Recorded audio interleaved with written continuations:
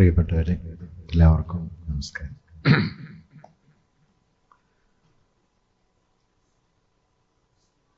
ഓർമ്മകളുടെ ഒരു പുസ്തകമാണ് ദീപയുടേത്.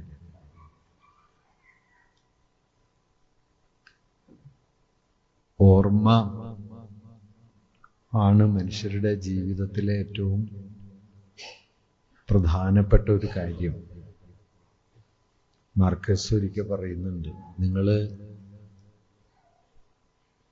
നിങ്ങളുടെ ജീവിതത്തിൽ ഏറ്റവും പ്രധാനം നിങ്ങൾ എങ്ങനെ ജീവിക്കുന്നു എന്നുള്ളതല്ല, നിങ്ങൾ എന്താണ് എന്നുള്ളതല്ല, നിങ്ങൾ എന്തോർമ്മിക്കുന്നു എന്നതാണ്. What you remember and how you remember it.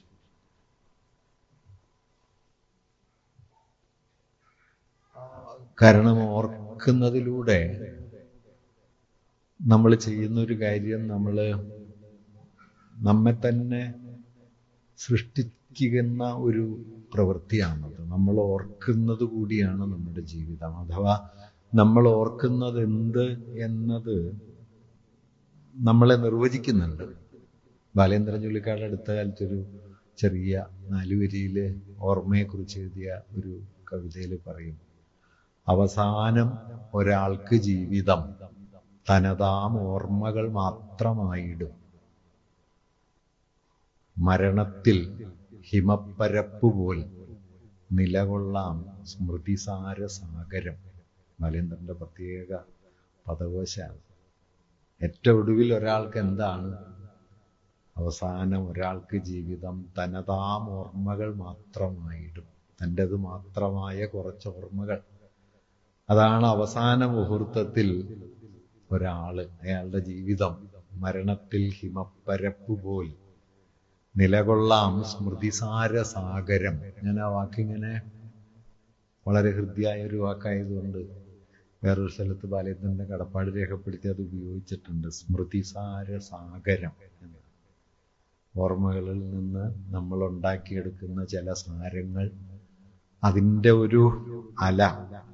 അങ്ങനെ നമ്മൾ ഉണ്ടാക്കിയെടുക്കുന്ന ഈ ഓർമ്മ, നമ്മൾ ഉണ്ടാക്കിയെടുക്കുന്നത് എന്ന് ഞാൻ പറയുന്നത് ഭൂതകാലത്തെ മുഴുവൻ ആരും ഓർക്കുന്നില്ല. ഭൂതകാലം അനുഭവങ്ങളുടെ ഒരു വലിയ പരപ്പാണല്ലോ. എണ്ണിയാൽ തീരാത്ത അനുഭവങ്ങൾ ഭൂതകാലത്തിലുണ്ട്.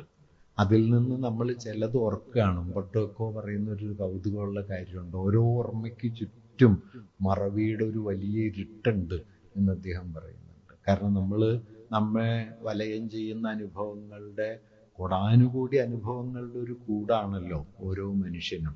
അതിൽ നിന്ന് ഒന്ന് തിരഞ്ഞെടുക്കുന്നു എന്ന് പറയുമ്പോൾ എത്രയോ എണ്ണത്തെ ഉപേക്ഷിച്ചിട്ടാണ് നമ്മൾ ഒന്ന് തിരഞ്ഞെടുക്കുന്നത്. അതുകൊണ്ട് ഓരോ ഓർമ്മയും തെളിഞ്ഞു നിൽക്കുമ്പോൾ ആ തെളിച്ചത്തിന് ചുറ്റും മറവിയുടെ വലിയ ഒരു ഇരുട്ടുണ്ട്. അതുകൊണ്ട് ഒരാൾ എന്ത് തിരഞ്ഞെടുക്കുന്നു, എന്തോർക്കുന്നു എന്നുള്ളത് വാസ്തവത്തിൽ വളരെ ജൈവികമായ ഒരു കാര്യം മാത്രമല്ല, വളരെ പൊളിറ്റിക്കലായ ഒരു കാര്യമാണ്. കാരണം നിങ്ങൾ ഓർക്കുന്നതിൽ നിങ്ങളുണ്ട്, നമ്മൾ ഓർക്കുന്നതിൽ നമ്മളുണ്ട്. എന്തിനെയാണ് നാം നമ്മളായിട്ട് കാണുന്നത് എന്നത് ഓർമ്മയെ സംബന്ധിച്ച് വളരെ പ്രധാനപ്പെട്ട ഒരു കാര്യമാണ്. അങ്ങനെയാണ് ഓർമ്മ എന്താ പറയുക, ഒരു ഭൂതകാലത്തെക്കുറിച്ചുള്ള കുറേ അറിവുകളല്ല, മറിച്ച് നമ്മളെ നിർമ്മിക്കുന്ന ഒരു കാര്യമാണ് എന്ന് വരുന്നത്. നമ്മളെ സൃഷ്ടിക്കാൻ നമ്മൾ തന്നെ നടത്തുന്ന ഒരു ശ്രമമാണ്. ആരാണ് ഞാൻ എന്നതിന് ഞാൻ കണ്ടെത്തുന്ന ഒരു ഉത്തരം വാസ്തവത്തിൽ എൻ്റെ ഓർമ്മയിലുണ്ട്. അല്ലെങ്കിൽ ആ ഉത്തരം കണ്ടെത്താനുള്ള ഒരു ശ്രമമാണ് ഓർമ്മ എന്ന് പറയാം. അങ്ങനെ നമ്മൾ ഓർത്തിട്ട് അത് ഭൂതകാലത്തിലെ ചില സന്ദർഭങ്ങളായിരിക്കും, ചില മനുഷ്യരായിരിക്കും, ചില ആശയങ്ങളായിരിക്കും. അതിലൂടെ നമ്മളെ നിർമ്മിക്കാനും നമ്മളെ ആവിഷ്കരിക്കാനും ശ്രമിക്കുന്നു എന്ന് പറയാം. അതുകൊണ്ട് ഒരാളുടെ ഓർമ്മ വാസ്തവത്തിൽ മറ്റൊരാളെ കുറിച്ചല്ല, വിശാലാർത്ഥത്തിൽ നമ്മളെക്കുറിച്ച് തന്നെയാണ്. ഓരോ ഓർമ്മയും അതിൻ്റെ ഏറ്റവും ആഴത്തിൽ നമ്മളെക്കുറിച്ചുള്ള നമ്മുടെ ഓർമ്മയാണ്, മറ്റൊരാളെ കുറിച്ചല്ല. മറ്റൊരാളതിലൊരു പ്രമേയമായിട്ട് വരുന്നുവെങ്കിലും നമ്മളെ കൂടി ഓർക്കുന്നുണ്ട്. അതൊരു സെൽഫ് ഡിഫൈനിങ് എക്സ്പീരിയൻസ് ആണ് എന്ന് വേണമെങ്കിൽ പറയാം. അതുകൊണ്ടാണ് ഈ ഓർമ്മ വലിയൊരു സമരമൂല്യമാണ് എന്നൊക്കെ നമ്മുടെ കാലത്തെ വലിയ ചിന്തകന്മാർ പറയുന്നത്. 20-ാം നൂറ്റാണ്ടിൽ ഫാഷിസത്തിനെതിരായിട്ടുള്ള ഒരു വലിയ സമരമുഖം തുറന്ന ഒരാളായിരുന്നു വാൾട്ടർ ബെഞ്ചമിൻ.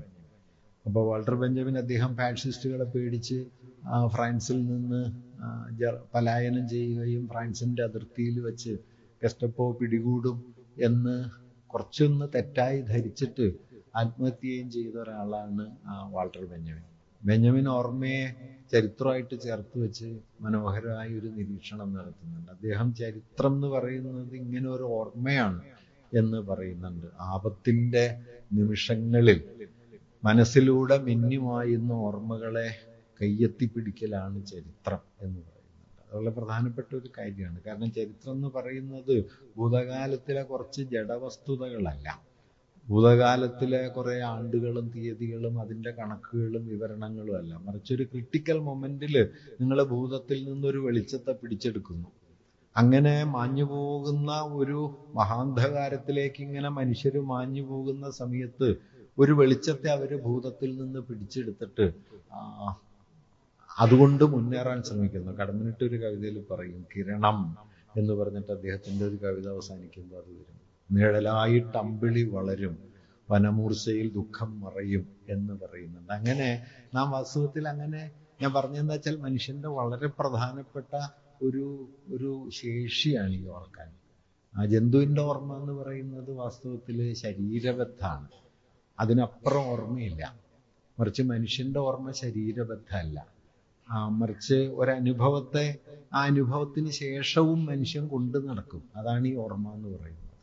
നിങ്ങൾക്കൊരടി കൊണ്ടാൽ അതിന് ശേഷവും അടിയുടെ വേദന അവസാനിച്ചാലും അതിൻ്റെ ഓർമ്മ നിൽക്കും.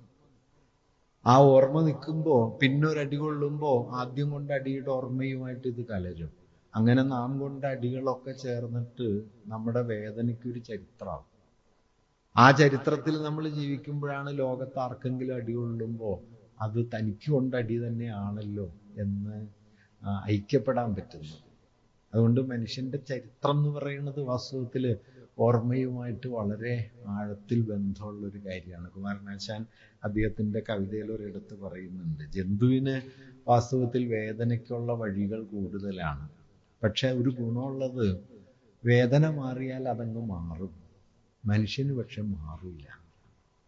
അഴലിന് മൃഗാദി ജന്തുവിൽ പഴുതേറിയിടിലും എത്തിയാൽ ദ്രുതം കഴിയാമത് മാനഹാനിയാൽ ഒഴിയാതാർത്തി മനുഷ്യനെ വരും. ജന്തുവിന് വേദനയ്ക്കുള്ള വഴി കൂടുതലാണ്. പല കാരണങ്ങൾ കൊണ്ട് ജന്തുവിന് വേദന വരും, പക്ഷെ വേഗം മാറും. എത്തിയാൽ ദ്രുതം കഴിയാം, മാനഹാനിയാൽ ഒഴിയാതാർത്തി മനുഷ്യനെ വരും. മനുഷ്യൻ്റെ പ്രശ്നം പക്ഷേ ഈ വേദന പോയാലും വേദന പോവില്ല. ഈ വേദന ശരീരത്തിൽ നിന്ന് പോവും, പക്ഷേ ബാക്കിയുണ്ടാവും.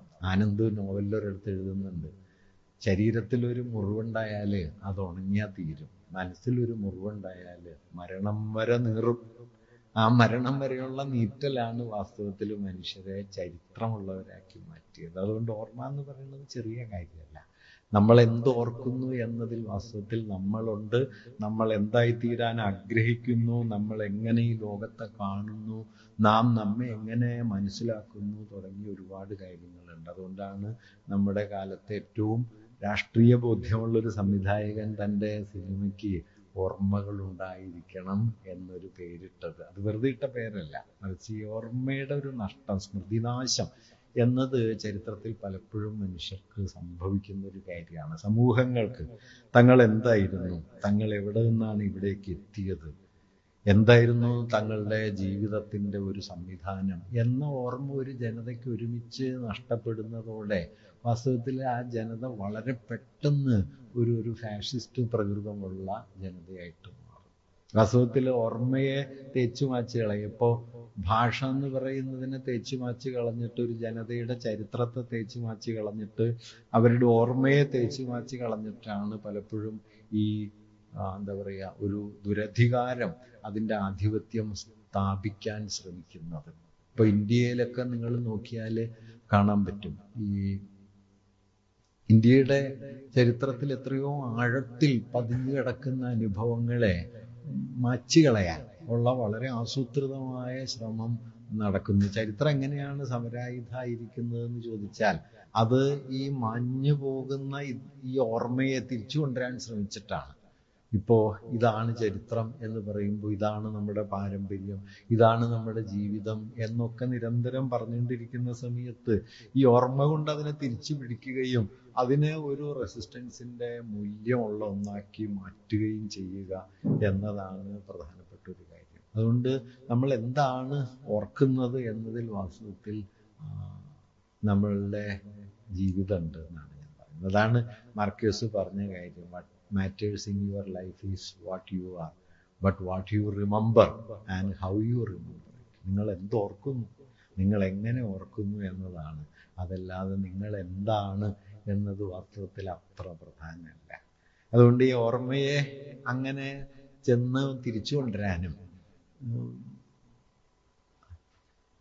അതിലൂടെ നമ്മെ തന്നെ റീഇൻവെന്റ് ചെയ്യാനും നമ്മെ തന്നെ കണ്ടെത്താൻ, ഒരുപക്ഷെ നമ്മെ നവീകരിക്കാനും ഒക്കെ മനുഷ്യർ നടത്തിക്കൊണ്ടിരിക്കുന്ന അത് അവസാനമില്ലാത്ത ശ്രമങ്ങളുണ്ട്. ആ ശ്രമങ്ങളുടെ ഒരു ഭാഗമാണ് ഈ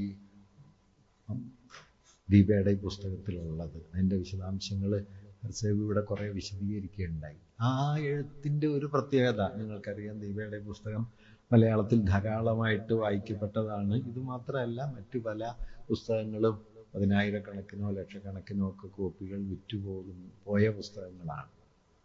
എന്താണ് നമ്മളൊരു അനുഭവത്തെ ഓർമ്മയാക്കുമ്പോൾ നമ്മൾ ചെയ്യുന്നത് എന്താണ് വാസ്തവത്തിൽ? എന്താണ് അതിൻ്റെ പ്രാധാന്യം? ഞാനത് വാസ്തവത്തിൽ അനുഭവത്തിൻ്റെ എന്നല്ല, വിശാലാർത്ഥത്തിൽ കലയുടെ, സാഹിത്യത്തിൻ്റെ ഒക്കെ ഒരു ഡൊമൈനാണ് അത്. അതിൻ്റെ ഒരു പ്രാധാന്യം എന്താണെന്ന് പറയാനാണ് ഞാൻ ശ്രമിക്കുന്നത്. അതിലൂടെ ചില ആശയങ്ങൾ നിങ്ങളോട് പങ്കുവെക്കാനും ശ്രമിക്കുന്നു. നമ്മളൊരു അനുഭവം എഴുതുമ്പോൾ സംഭവിക്കുന്ന ഒരു കാര്യം, ഓരോ അനുഭവത്തിനും അതിൻ്റെ യുണീക്ക്നെസ് ഉണ്ട്, അതിൻ്റേത് മാത്രമായ ഉള്ളടക്കമുണ്ട്. അതിനെ രൂപപ്പെടുത്താൻ വേണ്ടി മാത്രം പ്രവർത്തിച്ച കുറേ ഘടകങ്ങൾ ഉണ്ടാവും. അങ്ങനെയാണ് ഒരു അനുഭവം ഉണ്ടാവുന്നത്. അതുകൊണ്ടാണ് ഒരനുഭവത്തിനും മറ്റൊരു അനുഭവത്തെ എൻ്റെ ആവർത്തനമല്ലാത്തത്. ഇപ്പം ഞാൻ വേറൊരു രൂപത്തിൽ ഇത് പറഞ്ഞാൽ, നിങ്ങൾക്ക് ഞാൻ പലവട്ടം പറഞ്ഞിട്ടുണ്ട്, കേട്ടിട്ടുള്ളവർ ക്ഷമിക്കണം. യൂട്യൂബ് ഉണ്ടാക്കുന്ന ഒരു അപകടം അതാണ്. ഒരിടത്ത് പറഞ്ഞ അടുത്ത ആഴ്ച ഒരു സ്ഥലത്ത് ചെല്ലുമ്പോൾ അവർ പറയുന്ന തമാശ പറഞ്ഞില്ലല്ലോ എന്ന് പറയും. അതുകൊണ്ട് നിങ്ങൾ അത് ക്ഷമിക്കണം. നമ്മുടെ കാലത്ത് വലിയ ഒരു കലാനിരൂപകനുണ്ട്, ജോൺ ബർജർ. ഇവിടെ ജീവിക്കുമ്പോൾ നിങ്ങൾ അദ്ദേഹത്തിൻ്റെ പേര് ഓർക്കേണ്ടതാണ്. അദ്ദേഹം ഇംഗ്ലണ്ടുകാരനായിരുന്നു. ബുക്കർ പ്രൈസ് എല്ലാം കിട്ടിയ ആളാണ്. വലിയൊരു മാർക്സിസ്റ്റ് ആയിരുന്നു. കലാചിന്തയെ മൊത്തത്തിൽ 20-ാം നൂറ്റാണ്ടിൽ വഴിതിരിച്ചു വിട്ട ഏറ്റവും വലിയ പേര് ജോൺ ബർജറുടേതാണ്. BBC-ക്ക് വേണ്ടി അദ്ദേഹം തയ്യാറാക്കിയ ഒരു ഇൻ്റർവ്യൂ ഉണ്ട്, വേസ് ഓഫ് സീയിങ്. ആ ഇൻ്റർവ്യൂ ആണ് 1970-കളുടെ ആ പകുതിയിൽ പുറത്തു വന്ന ഡോക്യുമെൻ്ററി. ഇൻ്റർവ്യൂ അല്ല, ഒരു ഡോക്യുമെൻ്ററി. അതിൻ്റെ ബുക്ക് ഫോമിൽ അത് പുറത്തു വരുന്നത് 72-ലോ 74-ലോ മറ്റാണ്. അത് കഴിഞ്ഞ 50 കൊല്ലം കൊണ്ട് നമ്മുടെ കലാവിചാരങ്ങളെ മുഴുവൻ മാറ്റിക്കളഞ്ഞ ഒരാളായിരുന്നു ബർജർ. അദ്ദേഹം കലയെ കാണുന്ന രീതിയെ മാറ്റി. ഇപ്പോൾ ലാൻഡ്സ്കേപ്പിനെ കുറിച്ചൊക്കെ അക്കാലം വരെ മനുഷ്യർ കരുതിയിരുന്ന സങ്കല്പങ്ങൾ തന്നെ അദ്ദേഹം മാറ്റി. അദ്ദേഹം പറഞ്ഞത്, ലാൻഡ്സ്കേപ്പ് എന്ന് പറയുന്നത് നിങ്ങൾ പ്രകൃതിയെ വെറുതെ നോക്കിക്കാണുന്നു, അതിൻ്റെ സൗന്ദര്യത്തെ ചിത്രീകരിക്കുന്നു എന്നതല്ല. അദ്ദേഹത്തിൻ്റെ ഒരു കാതലായ ഒരു ഒബ്സർവേഷൻ, കാർഷിക മുതലാളിത്തം വലിയ ഭൂവുടമസ്ഥതയെ സൃഷ്ടിച്ച സന്ദർഭത്തിൽ 17ഉം 18ഉം നൂറ്റാണ്ടുകളിൽ വിശാലമായ ഭൂഭാഗങ്ങൾക്ക് മുകളിലുള്ള വ്യക്തിപരമായ ഉടമാവകാശത്തിൻ്റെ ഒരു ചിത്രഭാഷ പോലെയാണ് വാസ്തവത്തിൽ ഈ ലാൻഡ്സ്കേപ്പ് എന്ന ബാനർ വികസിച്ചു വന്നത് എന്ന് അദ്ദേഹം പറയുന്നുണ്ട്. നിങ്ങൾ വെറുതെ ഒരു ക്യാൻവാസിൽ പ്രകൃതിയുടെ മനോഹരമായൊരു ദൃശ്യമല്ല. പ്രകൃതി ചിത്രങ്ങളിൽ വളരെ കാലം മുമ്പുണ്ട്. ഏതാണ്ട് ഏർലി ഫേസിലെ ചൈനീസ് ചിത്രങ്ങളിൽ മുതൽ പ്രകൃതിയുണ്ട്. പക്ഷെ അത് മനുഷ്യൻ്റെ പ്രവർത്തനത്തിൻ്റെ ഒരു പശ്ചാത്തലം പോലെ, അല്ലെങ്കിൽ മനുഷ്യപ്രവൃത്തികളോട് ചേർന്ന നിലയിലാണ് പ്രകൃതി ആ ചിത്രങ്ങളിലൊക്കെ ഉള്ളത്. എന്നാൽ നിങ്ങൾ ഈ 18ഉം 19ഉം നൂറ്റാണ്ടുകളിലെ ലാൻഡ്സ്കേപ്പ്, ടർണറുടെയോ കോൺസ്റ്റബിളിൻ്റെയോ ഗെയിൻസ്ബറോയുടെയോ ഒക്കെ ക്ലാസിക്കൽ ലാൻഡ്സ്കേപ്പുകൾ നോക്കിയാൽ മനുഷ്യരതിൽ പ്രധാനമല്ല. മറിച്ച് ഈ ഭൂമി, അതിൻ്റെ ഭംഗികൾ, അതിൻ്റെ ദൃശ്യപരമായ ചേരുവകൾ, വർണ്ണപരമായ വ്യത്യാസങ്ങൾ, ഇതെല്ലാം ചേർന്നൊരു കാഴ്ച വസ്തുവായി ഭൂമി മാറുകയാണ് ചെയ്യുന്നത്. മനുഷ്യൻ്റെ പ്രവൃത്തി, മനുഷ്യപ്രവർത്തനത്തിൻ്റെ ഒരു സ്ഥലമല്ല, മനുഷ്യൻ്റെ ഒരു മാറി നിന്നുള്ള കാഴ്ചയുടെ വസ്തുവായിട്ട്. അപ്പോൾ ബർജർ ഉന്നയിച്ചത്, ആരാണ് ഈ നോക്കുന്നത്? ആരുടെ നോട്ടത്തിലാണ് ഈ പ്രകൃതി ഇങ്ങനെ കാണുന്നത്? ആരുടെ കാഴ്ചയിലാണ് ഈ പ്രകൃതി ഇങ്ങനെ? അത് ഒരു കർഷകന്റെ നോട്ടാണ്, അത് മണ്ണിൽ പണിയെടുത്തുകൊണ്ടിരിക്കുന്ന ഒരു തൊഴിലാളിയുടെ നോട്ടാണ്. അദ്ദേഹം പറഞ്ഞത് 17ഉം 18ഉം നൂറ്റാണ്ടുകളിൽ കാർഷിക മുതലാളിത്തം വികസിച്ചു വന്ന സമയത്ത് പുതുതായി വന്ന ഈ കാർഷിക മുതലാളിത്തത്തിന്റെ മർക്കൻഡൈൽ ബൂർഷ്വാസി, അഗ്രേറിയൻ ബൂർഷ്വാസി എന്ന് വിളിക്കുന്ന ഈ ഒരു ബൂർഷ്വാ നോട്ടം വികസിക്കുന്നു. അപ്പോൾ ആയിരക്കണക്കിന് ഏക്കർ ഭൂമികളിൽ ഉടമാവകാശമുള്ള ഒരു ജന്മി അല്ലെങ്കിൽ ഒരു ഉടമ ഏതെങ്കിലും ഒരു കുന്നിൽ നിന്ന് താഴേക്ക് നോക്കുമ്പോൾ തൻ്റെ ഉടമസ്ഥതയിലുള്ള ഒരു പുതിയ കാഴ്ച വസ്തുവായിട്ട് ഭൂമി മാറുന്നു.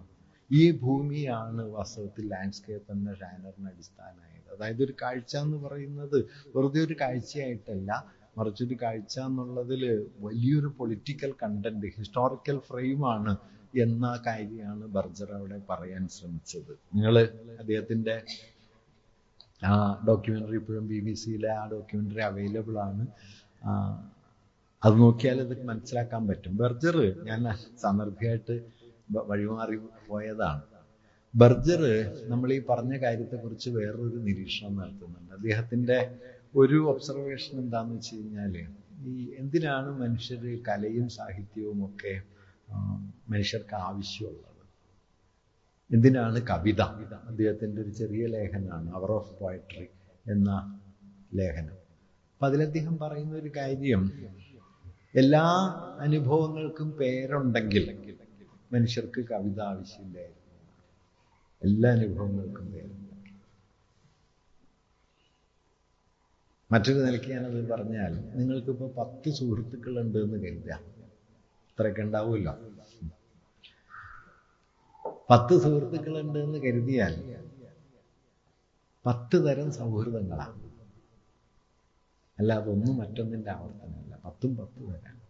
പക്ഷെ എല്ലാറ്റിനെയും വിവരിക്കാനായിട്ട് ഒരു വാക്കേ ഉള്ളൂ. അതുകൊണ്ട് ഈ വാക്കും അനുഭവവും തമ്മിലൊരു അകലമുണ്ട്, അല്ലെങ്കിൽ ഒരു പരിഹരിക്കാൻ പറ്റാത്ത വിടവുണ്ട്. ഇപ്പൊ ബർജർ പറയുന്നത് എന്താന്ന് വെച്ച് കഴിഞ്ഞാൽ, ഈ ഒരു വാക്കുകൊണ്ട് നമ്മളൊരനുഭവത്തെ വിശദീകരിക്കാൻ ശ്രമിക്കുമ്പോൾ വാസ്തവത്തിൽ ആ അനുഭവത്തിൻ്റെ സാമാന്യത്വം മാത്രമേ, ജനറാലിറ്റി എന്ന് പറയുന്നത് മാത്രമേ വാക്കിൽ വരുള്ളൂ. ഈ സൗഹൃദം അതൊരു സാമാന്യതയാണ്. പക്ഷെ ഒരു സൗഹൃദവും സാമാന്യമല്ല, യൂണിക്കാണ്. ഒരു സൗഹൃദവും ഒരാളോടുള്ള പോലെ വേറൊരാളോടില്ല. ഒരു മനുഷ്യൻ ഒരാളായിരിക്കുന്നത് പോലെ ഒരാളും വേറെയില്ല. എന്നെപ്പോലെ ഒരാളും ലോകത്തില്ല. അതൊരു അഹങ്കാരമായിട്ട് കരുതരുത് കേട്ടോ. നിങ്ങളെപ്പോലെ ഇല്ല, ആരെപ്പോലെയും വേറൊരാളും ലോകത്തില്ല. ഈ അനന്യതയെ നമുക്ക് നിലനിർത്താൻ പക്ഷേ ഭാഷയിൽ എളുപ്പമല്ല. ഇപ്പൊ ഒരു മരത്തിൽ 100 ഇലയുണ്ടെങ്കിൽ 100 തരമായിരിക്കും, പക്ഷെ എല്ലാറ്റിനും ഒരു പേരുണ്ടാവുള്ളൂ. അതായത് ഈ വാക്കും അനുഭവവും തമ്മിലൊരു വിടവുണ്ട്. ബർജർ പറയുന്നത് ഈ വിടവിലാണ് കവിത നിൽക്കുന്നത്. അതായത് വാക്കിൽ നിന്ന് പിൻവാങ്ങിപ്പോയ അനുഭവത്തെ വാക്കുകൊണ്ട് തന്നെ വീണ്ടെടുക്കുന്ന പണിയാണ് കവിത. വാക്കിൽ നിന്ന് വിഡ്രോ ചെയ്ത എക്സ്പീരിയൻഷ്യൽ വാല്യൂ ഉണ്ടല്ലോ, ആ എക്സ്പീരിയൻഷ്യൽ വാല്യൂവിനെ ഇപ്പൊ നിങ്ങൾ ഇന്ന ആളോടുള്ള സൗഹൃദം എന്ന് ഓർക്കുമ്പോൾ ഒരു തരത്തിലുള്ള അനുഭവ മൂല്യമുണ്ട്. ആ അനുഭവ മൂല്യമല്ല വേറൊരാളോടുള്ള സൗഹൃദം എന്ന് ഓർക്കുമ്പോൾ. രണ്ടും രണ്ട് കാര്യമാണ്. പക്ഷെ അത് ഭാഷയിൽ വരില്ല. സുഹൃത്താണ്. സുഹൃത്ത് എന്ന് പറയുമ്പോൾ അത് സാമാന്യവും, പക്ഷെ അനുഭവത്തിൽ വ്യത്യസ്തമാവും. ഈ വ്യത്യാസത്തെ ഭാഷ കൊണ്ട് എങ്ങനെ വീണ്ടെടുക്കാം? അതായത് മനുഷ്യാനുഭവങ്ങളുടെ അനന്യതയെ, മനുഷ്യാനുഭവങ്ങളുടെ ഏറ്റവും അടിസ്ഥാനപരമായ സവിശേഷതകളെ എങ്ങനെ ഭാഷ കൊണ്ട് മനുഷ്യർക്ക് വീണ്ടെടുക്കാൻ പറ്റും? ഇതാണ് കവിത. പോയട്രി മനുഷ്യന് ആവശ്യമായി തീരുന്നത് എന്തുകൊണ്ടാണെന്ന് വെച്ച് കഴിഞ്ഞാൽ, അല്ലെങ്കിൽ കല മനുഷ്യന് ആവശ്യമായി തീരുന്നത് എന്തുകൊണ്ടാണെന്ന് വെച്ച് കഴിഞ്ഞാൽ, അത് ഈ മനുഷ്യന്റെ യാഥാർത്ഥ്യത്തിന്റെ അനന്യതയെ അഭിമുഖീകരിക്കാനുള്ള മനുഷ്യരുടെ ഏറ്റവും വലിയ ശ്രമമാണ്. അതില്ലെങ്കിൽ നമുക്ക് സാമാന്യം കിട്ടുള്ളൂ. കലയിൽ പക്ഷേ സവിശേഷം വരും. ഞാൻ വേറൊരു ഉദാഹരണം പറയും. ഇപ്പോൾ പാത്തുമ്മയുടെ ആടില് ബഷീർ അലഞ്ഞു തിരിഞ്ഞിട്ട് നാട്ടിൽ മടങ്ങി വരുന്നുണ്ട്. ബഷീറിന്റെ വേറൊരു കഥയിൽ ബഷീർ ഇങ്ങനെ 6-7 കൊല്ലം കഴിഞ്ഞിട്ട് വീട്ടിലേക്ക് വരികയാണ്. രാത്രി ഒന്ന് വാതുക്ക മുട്ടും. വാതുക്ക മുട്ടുമ്പോൾ ഉമ്മ വാതിൽ തുറക്കും. അപ്പോൾ ബഷീറിനെ കാണും. അപ്പോൾ ഉമ്മ പറയും, ചോറ് വിളമ്പി വെച്ചിട്ടുണ്ട്, അത് കഴിച്ചിട്ട് കിടക്കുന്നു. 7 കൊല്ലം കഴിഞ്ഞ് വരികയാണ്. അപ്പോൾ ബഷീർ ചോദിക്കും, ഞാൻ ഇന്ന് വരുന്നു, ഉമ്മയ്ക്ക് എങ്ങനെ മനസ്സിലായി? അപ്പോൾ ഉമ്മ പറയും, ഓ, ഞാൻ എന്നും വിളമ്പി വെക്കും. നോക്കൂ, ഒരു സ്നേഹത്തിൻ്റെ വാത്സല്യത്തിൻ്റെ പരമാവസ്ഥയിൽ നിന്ന് വരുന്ന ഒരു വാക്കാണ്. പക്ഷെ ഇത്രയേ ഉള്ളൂ, ഓ, ഞാനെന്നും വിളമ്പി വെക്കും. ഇത് കലയിൽ മാത്രം സാധ്യമാവുന്ന ഒരു കാര്യമാണ്. ഈ ഉമ്മ കുറേ ദിവസം കഴിയുമ്പോൾ ബഷീറിനോട് പറയും, മോനെ എനിക്ക് 25 റുപ്യ വേണമെന്ന് പറയും. ബഷീറിൻ്റെ കാശൊന്നുമില്ല, എവിടെ നിന്നൊക്കെ തപ്പി പിടിച്ച് ബഷീർ 25 റുപ്യ ഉണ്ടാക്കി കൊടുക്കും. അപ്പോൾ ഉമ്മ അപ്പുറം മാറിയിരുന്ന് പറയണത്, ഞാൻ എന്തൊരു മണ്ടിയാണ്, 100 റുപ്യ ഒതുക്കിയായിരുന്നു. നോക്കൂ, ഈ വാത്സല്യത്തിൻ്റെ വിപരീതമാണ് വഞ്ചന എന്നത് ജനറലാണ്. വഞ്ചനയും വാത്സല്യമാകാം എന്നത് വളരെ അനന്യമാണ്. ഈ അനന്യതയാണ് കല. അല്ലെങ്കിൽ നിങ്ങൾക്ക് വാത്സല്യം വിപരീതം വഞ്ചന എന്നേ മനസ്സിലാവുള്ളൂ. വാത്സല്യം സമം വഞ്ചന എന്നുണ്ട്. എപ്പോഴാണ് വാത്സല്യം വഞ്ചനയായി തീരുന്നത് എന്നത് മനുഷ്യന് സാമാന്യമായി മനസ്സിലാക്കാൻ പറ്റില്ല. ആ മനസ്സിലാക്കലിൻ്റെ സവിശേഷ സ്ഥാനത്തെയാണ് കല എന്ന് പറയുന്നത്. അതുകൊണ്ട് കലയില്ലാത്തവർക്ക് എന്ത് നഷ്ടപ്പെടുന്നു?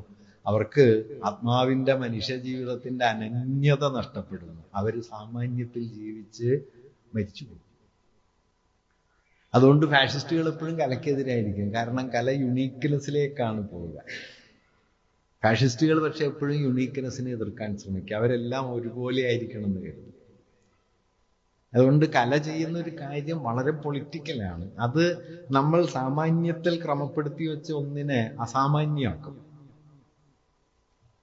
ഇപ്പോ ആധുനിക കാലത്തെ കുറിച്ച് ഞാൻ നേരത്തെ പറഞ്ഞ വാൾട്ടർ ബെഞ്ചമിൻ്റെ വളരെ മനോഹരമായ ഒബ്സർവേഷൻ ഉണ്ട്. ബെഞ്ചമിൻ പറയുന്നത്, ആധുനികത ചെയ്ത ഒരു അപകടം കാലത്തെ ശൂന്യാക്കി എന്നുള്ളതാണ്. അദ്ദേഹം പറയുന്നുണ്ട്, ഹോമോജനസ് എംപ്റ്റി ടൈം എന്നൊരു സങ്കല്പം അദ്ദേഹം കൊണ്ടുവരുന്നുണ്ട്. ഏകമാനമായ ശൂന്യകാലം.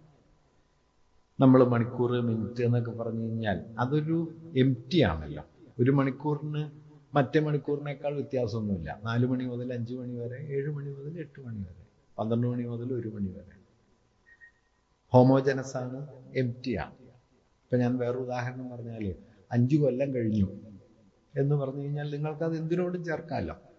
പരീക്ഷ പാസ്സായിട്ട് 5 കൊല്ലം കഴിഞ്ഞു, ആക്സിഡൻ്റ് ഉണ്ടായിട്ട് 5 കൊല്ലം കഴിഞ്ഞു, വിവാഹം കഴിഞ്ഞിട്ട് 5 കൊല്ലം കഴിഞ്ഞു, ആ കുഞ്ഞ് ജനിച്ചിട്ട് 5 കൊല്ലം കഴിഞ്ഞു, ജോലി കിട്ടിയിട്ട് 5 കൊല്ലം കഴിഞ്ഞു. നിങ്ങൾക്ക് എന്തിനോടും ചേർക്കാം. ബിക്കോസ് 5 കൊല്ലം കഴിഞ്ഞു എന്നുള്ള സ്റ്റേറ്റ്മെന്റിൻ്റെ ഉള്ളിൽ അനുഭവമൂല്യമില്ല, എംപ്റ്റി ടൈം. അതുകൊണ്ടാണ് അത് എന്തിനോടും ചേരുന്നത്. ഇങ്ങനെ ഒരു ശൂന്യകാലത്തെ മനുഷ്യരുടെ കാലബോധത്തിൽ കടത്തിക്കൊണ്ടുവന്നത് മോഡേണിറ്റിയുടെ വലിയൊരു കുറ്റകൃത്യമായിട്ട് വാൾട്ടർ ബെഞ്ചമിൻ പറയുന്നു. കാല അനുഭവശൂന്യായി. ഇ.പി. തോംസൺ ഇംഗ്ലണ്ടിലെ തൊഴിൽ സമരങ്ങളെ കുറിച്ച് എഴുതിയ ലേഖനത്തിൽ പറയുന്ന ഒരു കാര്യം, തൊഴിലാളികൾ ആദ്യം ചെയ്തത് എന്താണെന്നറിയോ? 18-ാം നൂറ്റാണ്ട് ഒടുവിലൊക്കെ തൊഴിലാളികൾ ആദ്യം സ്വീകരിച്ച ഒരു സമരമാർഗം, ഈ ഫാക്ടറിക്ക് മുമ്പിൽ വലിയ ക്ലോക്ക് വയ്ക്കുമല്ലോ. 8 മണിക്ക് കയറി 5 മണിക്ക് ഇറങ്ങാനും 6 മണിക്ക് ഇറങ്ങാനും. ഈ ക്ലോക്ക് തല്ലിപ്പൊളിക്കലായിരുന്നു.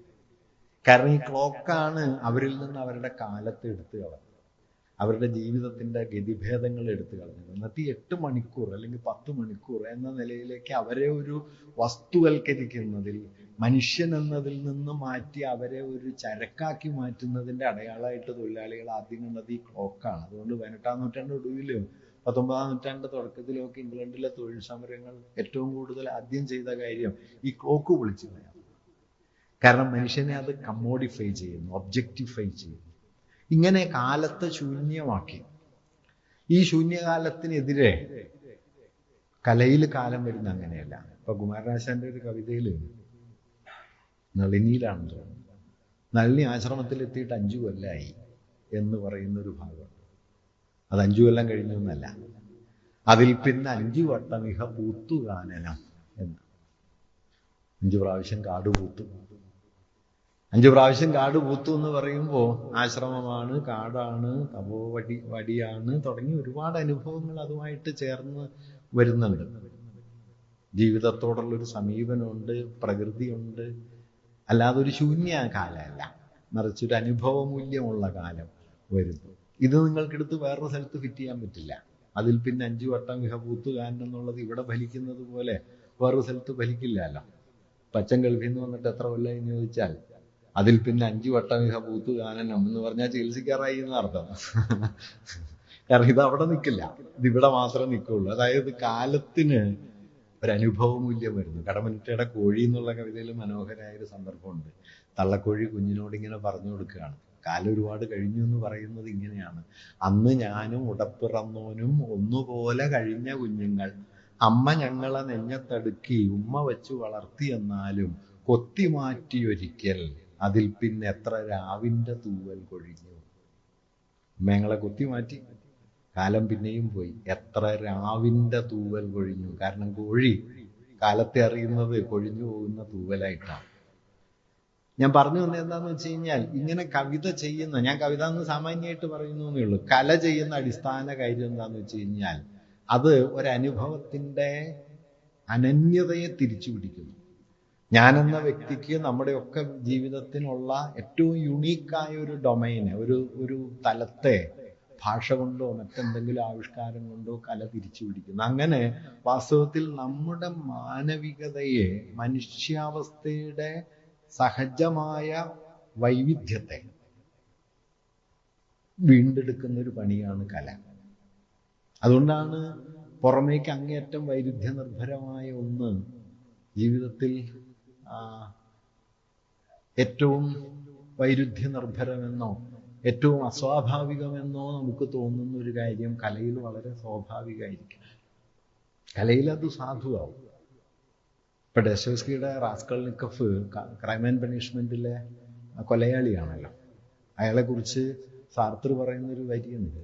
19-ാം നൂറ്റാണ്ടിലെ ഏറ്റവും മഹിമയുള്ള വാക്യം ഈ റാസ്കൾനിക്കഫ് സോണിയോട് പറയുന്ന ഒരു വാക്യമാണ്: നിനക്ക് മുമ്പിലല്ല, യാതന അനുഭവിക്കുന്ന മുഴുവൻ മനുഷ്യവംശത്തിന് മുന്നിലുമായിട്ടാണ് ഞാൻ മുട്ടുകുത്തുന്നത്. ഇത് പറയുന്ന ഒരു കൊലയാളിയാണ്. സോണിയാകട്ടെ അന്ന് വ്യഭിചാരത്തിലേർപ്പെട്ട് ജീവിക്കുന്ന ഒരു പെൺകുട്ടിയാണ്.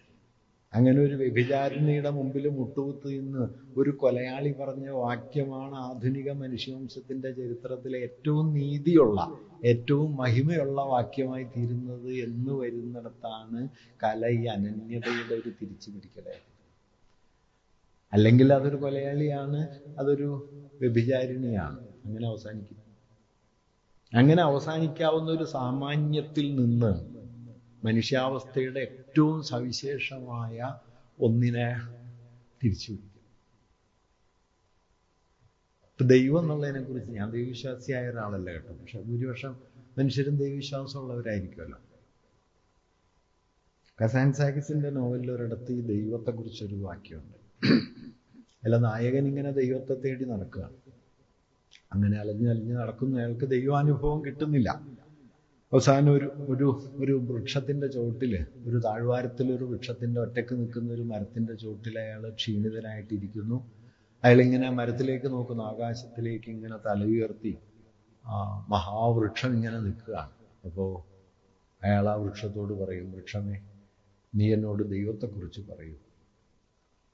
ജീവിതത്തിലെ ഇത്രയും വലിയ അലച്ചിലിന് ശേഷം പരിക്ഷീണതയുടെ പരമാവധിയിൽ നിന്നിട്ടാണ് അയാൾ ഈ മരച്ചോട്ടിൽ നിൽക്കുന്നത്. നീ എന്നോട് ദൈവത്തെക്കുറിച്ച് പറയൂ. കസാൻസാക്കിസ് പിന്നെ എഴുതുന്ന വാക്യം, അപ്പോൾ ആ മരത്തിൽ നിറയെ പൂക്കൾ വിടർന്നു. ഇതാണ് കലയുടെ ഒരു അനന്യത കേട്ടോ. നിങ്ങൾക്ക് ഇത് മനസ്സിലാവാൻ ദൈവവിശ്വാസമൊന്നും വേണ്ട.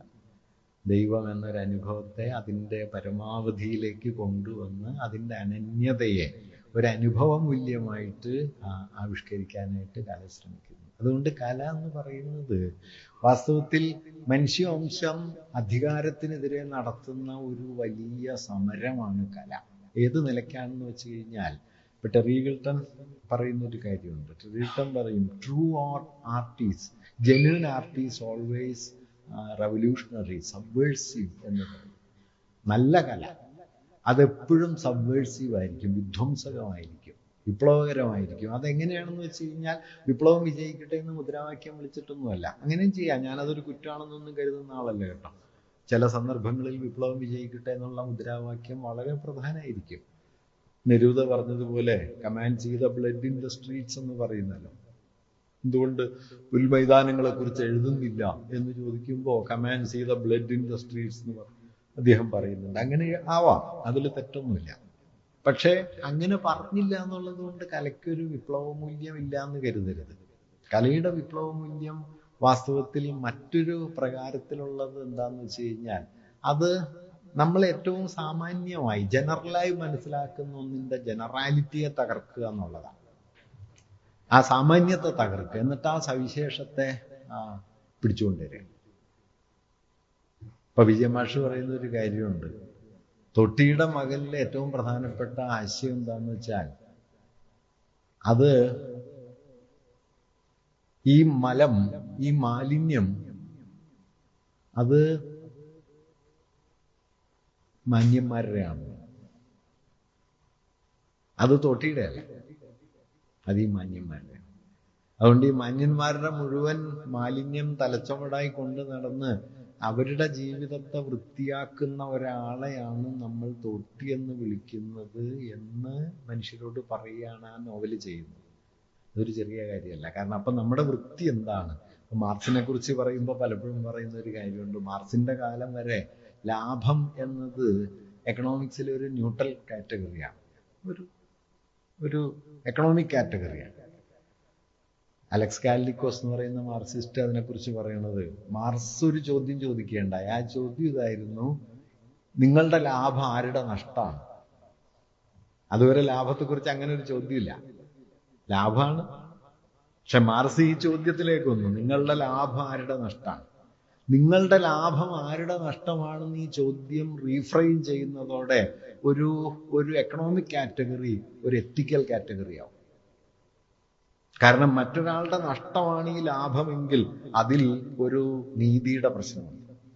മറിച്ച് ലാഭം ഒരു സമ്പദ് സൂചകം മാത്രമാണെങ്കിൽ അതിൽ നീതിയുടെ പ്രശ്നമില്ല. അതുകൊണ്ട് കാലിക്കോസ് പറയുന്നത്, മാർക്സ് മുതലാളിത്തത്തെ തുറന്നു കാണിച്ചു എന്ന് നമ്മൾ പറയും. അത് വെറുതെ തുറന്നു കാണിക്കുകയല്ല. മാർക്സ് ചെയ്തത് ഈ മുതലാളിത്തം എന്ന സമ്പദ് വ്യവസ്ഥയുടെ ഹൃദയത്തിലുള്ള ഏറ്റവും മനുഷ്യവിരുദ്ധമായ അനീതിയുടെ ഘടകത്തെ പുറത്തു കൊണ്ടുവരുന്നതാണ്. അതുവരെ ഒരു സയന്റിഫിക് ന്യൂട്രൽ ജനറൽ കാറ്റഗറി എന്ന് കരുതിയിരുന്ന പ്രോഫിറ്റിനെ ഒരു എത്തിക്കൽ എക്സ്പ്ലോയിറ്റീവ് കാറ്റഗറി എന്ന നിലയിലേക്ക് മാറ്റി. മാർക്സ് വലിയ കവിയായിരുന്നു. മൂപ്പർക്ക് കവിത നന്നായിട്ട് അറിയായിരുന്നു. സിഗ്മണ്ട് ബൗമൻ പറയുന്നുണ്ട്, പിന്നാലെ വരാനിരിക്കുന്ന മോഡേണിസ്റ്റ് കവിതയെ മുഴുവൻ സംഗ്രഹിച്ചുകൊണ്ട് മാർക്സ് മാനിഫെസ്റ്റോയിൽ ഒരു വരി എഴുതുന്നുണ്ട്: all that is solid melts into air. മൂലധനം വന്ന് കയറിയിട്ട് ഇനി ലോകം എങ്ങനെ മാറും? All that is solid melts into air. ഖരമായതൊക്കെ ആവിയായിത്തീരും. നിങ്ങൾ ഈ ലണ്ടൻ ഗാലറി പോയിട്ട് ഇംപ്രഷനിസ്റ്റ് ചിത്രങ്ങൾ നോക്കിയാൽ കാണാൻ പറ്റും. ക്ലോത് മോനെ, ഡേർട്ട് മാനെ ഒക്കെ വരയ്ക്കുന്ന ചിത്രങ്ങളൊക്കെ ഇളകിയിരിക്കുന്നു.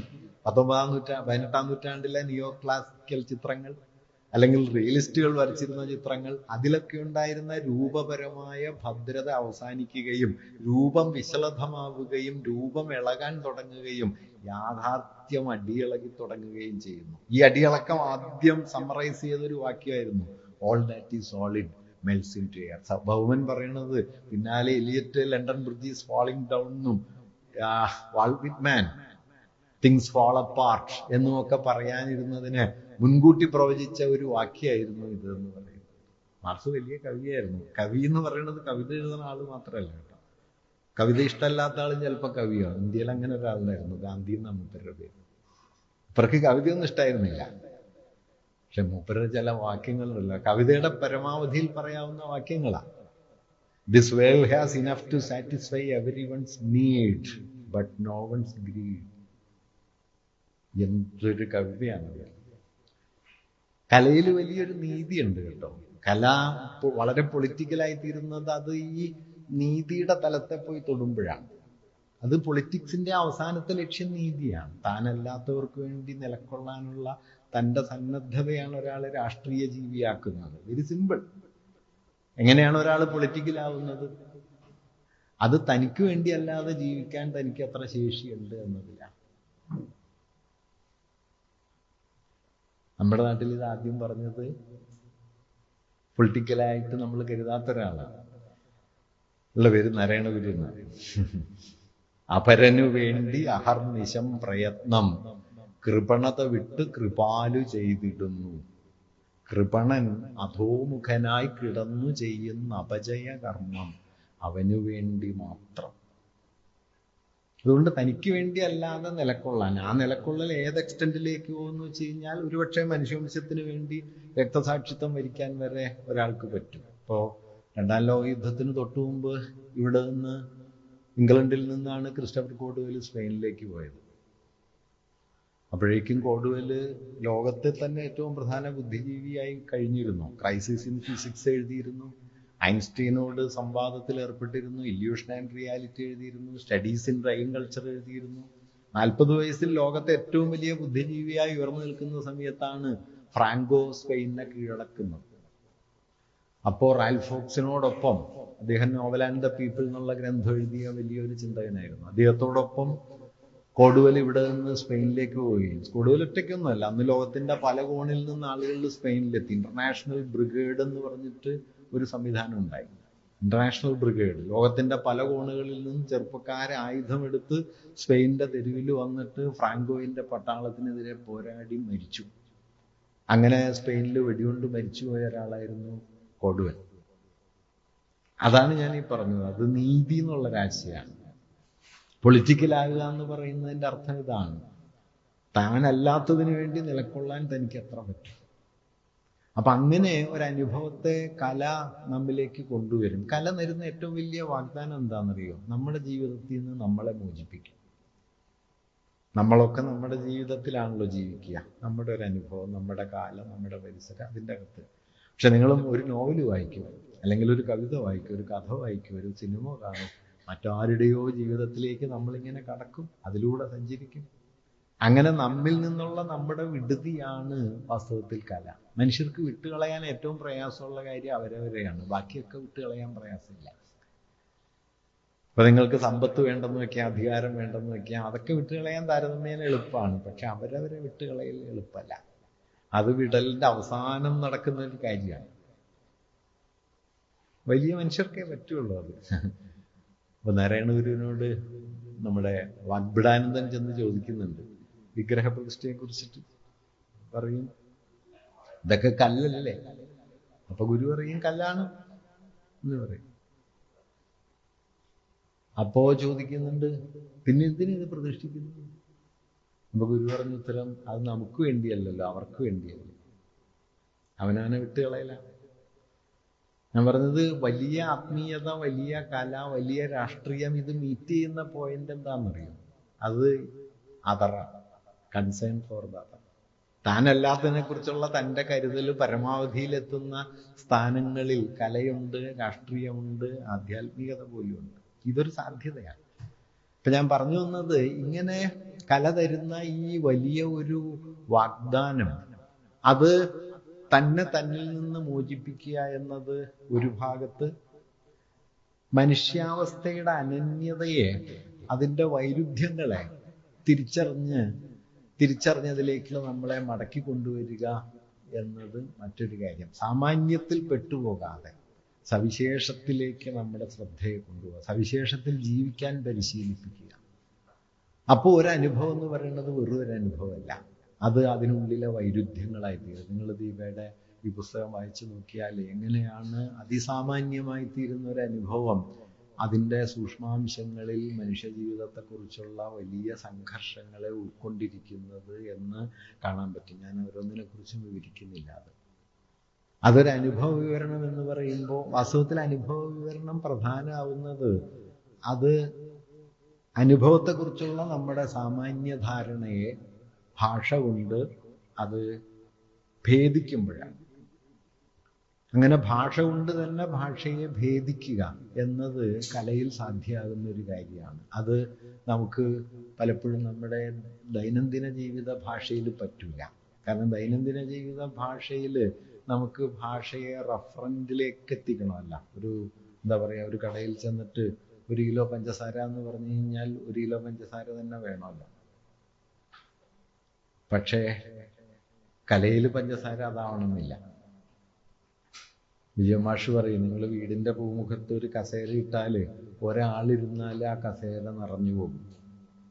പക്ഷെ മനസ്സിൻ്റെ പൂമുഖത്ത് ഒരു കസേര ഇട്ടാൽ എത്ര ആളിരുന്നാലും പിന്നെയും കസേര ബാക്കിയുണ്ടാവും. ഈ പിന്നെയും ബാക്കിയുണ്ടാവുന്ന കസേരയെ സൃഷ്ടിക്കുന്ന പണിയാണ് കല. അത് നികന്നു പോവില്ല. അതുകൊണ്ട് കലയിലൊരു വസ്തു വരുന്നത് ആ വസ്തു മാത്രമായിട്ടല്ല, ആ വസ്തുവിൽ നിന്ന് പിന്നെ പലതിലേക്ക് അതിങ്ങനെ സഞ്ചരിക്കും. അങ്ങനെ സഞ്ചരിച്ചിട്ട് ഒരനുഭവത്തെ അതിൻ്റെ സാമാന്യത്തിൽ നിന്ന്, അതിൻ്റെ ഇമ്മീഡിയസിയിൽ നിന്ന് ഒരനുഭവത്തെ അതിൻ്റെ സാർവലൗകികതയിലേക്കോ അതിൻ്റെ അതിരുകൾക്കപ്പുറത്തേക്കോ അതിങ്ങനെ കൊണ്ടുപോയിക്കൊണ്ടിരിക്കും. അപ്പോൾ കലാപരം എന്ന് പറയുന്നത് വാസ്തവത്തിൽ അനുഭവത്തിൻ്റെ ഒരു വിമോചനാണ്. അതുകൊണ്ടാണ് നേരത്തെ ടെറി ഗിൽട്ടൺ പറഞ്ഞൊരു വാക്യം ഞാൻ നിങ്ങളോട് പറയാൻ ശ്രമിച്ചത്. യഥാർത്ഥ കല എപ്പോഴും റവല്യൂഷണറിയാണ്. കാരണം അത് അതിനെക്കുറിച്ച് അതുവരെ ഉണ്ടായിരുന്ന അതിർത്തിയെ ഭേദിക്കുന്ന ഒന്നാണ്. എന്തിനാണ് ഇങ്ങനെ അതിർത്തിയെ ഭേദിക്കുന്നത്? അതുകൂടി പറഞ്ഞ് ഞാനിത് അവസാനിപ്പിക്കാം. എന്തിനാണ് നമ്മൾ ഉണ്ടാക്കി വെച്ച അതിർത്തികളെ ഭേദിച്ചുകൊണ്ടേയിരിക്കണം എന്ന് പറയുന്നത്? അത് ജീവിതത്തെ കൂടുതൽ നീതിപൂർണമാക്കാനുള്ള, ജീവിതത്തെ കൂടുതൽ മാനുഷികമാക്കാനുള്ള ഏറ്റവും പ്രധാനപ്പെട്ട ഒരു വഴിയാണ്. ഇപ്പോൾ 19-ാം നൂറ്റാണ്ട് അവസാനം കേരളത്തിൽ ചന്തുമേനോനും സി വി രാമപിള്ളയൊക്കെ നോവൽ എഴുതുന്ന സമയത്ത് മനുഷ്യൻ എന്ന് പറഞ്ഞു കഴിഞ്ഞാൽ, ഇപ്പോൾ സി വി രാമപിള്ളയ്ക്ക് മനുഷ്യൻ എന്ന് പറഞ്ഞാൽ ഏതാണ്ടൊരു രാജാവാണ്. അത് മാർത്താണ്ഡവർമ്മയായിരിക്കും, ധർമ്മരാജാവായിരിക്കും, അല്ലെങ്കിൽ അവരോടൊക്കെ ഒപ്പം പോകാൻ പോകുന്ന. പേര് കേട്ടാൽ തന്നെ നമുക്ക് പ്രതാപം തോന്നും. അനന്തപത്മനാഭൻ പടത്തലവൻ, ഉഗ്രഹരി വഞ്ചാനൻ, ശാന്തഹരി വഞ്ചാനൻ. സിവിയുടെ പേരുകളൊക്കെ കേട്ടാൽ അറിയാൻ കേട്ടോ. അല്ലാതെ മറ്റേ സലിംകുമാർ പറഞ്ഞതുപോലെ തിരുവാങ്കൂർ രാജാവാണ്, പേരെന്താന്ന് ചോദിച്ചപ്പോൾ ശശി, അങ്ങനെ ഒരു പേരിട്ടാൽ തന്നെ രാജാവ് റദ്ദായി പോകും. കുറച്ച് അനന്തപത്മനാഭൻ പടത്തലവൻ. ഞാൻ വേറൊരു കാര്യം കൂടി പറയാട്ടോ, പേര് പറഞ്ഞപ്പോഴാണ്. വാസ്തവത്തിൽ ഈ പേരുകൾ വളരെ പ്രധാനമാണ്. ഇപ്പം നിങ്ങൾ രമണൻ, അത് നമ്മുടെ 1917 ഇംഗ്ലണ്ടിൽ ജീവിക്കുന്ന സമയത്താണ് ടി.എസ്. എലിയറ്റ് ആദ്യത്തെ മോഡേണിസ്റ്റ് കവിത എഴുതുന്നത്. ആ കവിതയുടെ പേര് love song of Alfred J Prufrock എന്നാണ്. ആൽഫ്രഡ് ജെ പ്രൂഫോക്കിൻ്റെ പ്രണയഗാനം. ആ ശീർഷകത്തിലൊരു പ്രത്യേകത എന്താണെന്നുള്ളത് വെച്ച് കഴിഞ്ഞാൽ, വീട്ടുപേരും തറവാട്ടുപേരും അച്ഛൻ്റെ പേരും ഒക്കെ ഉള്ള ഒരാളാണ് ആൽഫ്രഡ് ജെ പ്രൂഫോക്ക്. ഇത് നിങ്ങൾ തിരിച്ച് നാട്ടിലൊന്ന് ആലോചിച്ചാൽ, ഇപ്പൊ രമണൻ എന്നുള്ള കവിതയുടെ പേര് KR രമണൻ എന്ന് ആലോചിച്ചു. ആ നിമിഷം രമണൻ അവസാനിക്കും. അതിന് പിന്നെ വേറൊന്നും വേണ്ട, ഈ ഒരൊറ്റ ശീർഷകം ഇട്ടാൽ മതി.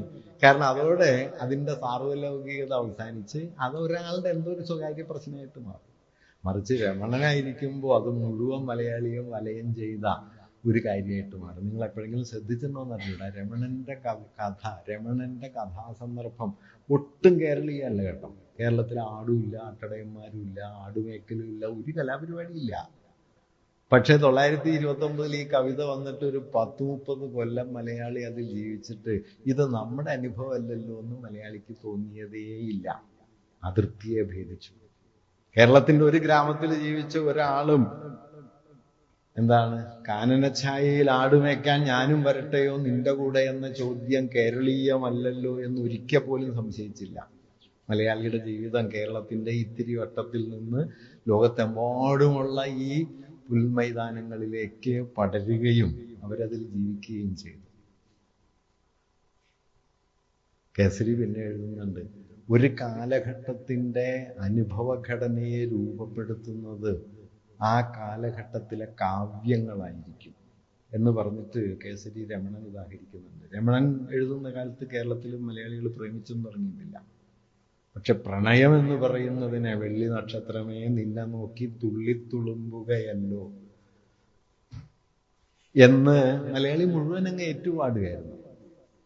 അപ്പൊ ഇങ്ങനെ ഒരു അനുഭവത്തെ സൃഷ്ടിച്ചിട്ട് അനുഭവത്തിന്റെ ഈ അതിർത്തിയെ ഭേദിക്കുക എന്നുള്ളത്, നമ്മെ കുറെ കൂടി വലുതാക്കുക എന്നുള്ളത് കല ചെയ്യുന്ന വളരെ പ്രധാനപ്പെട്ട ഒരു കാര്യമാണ്.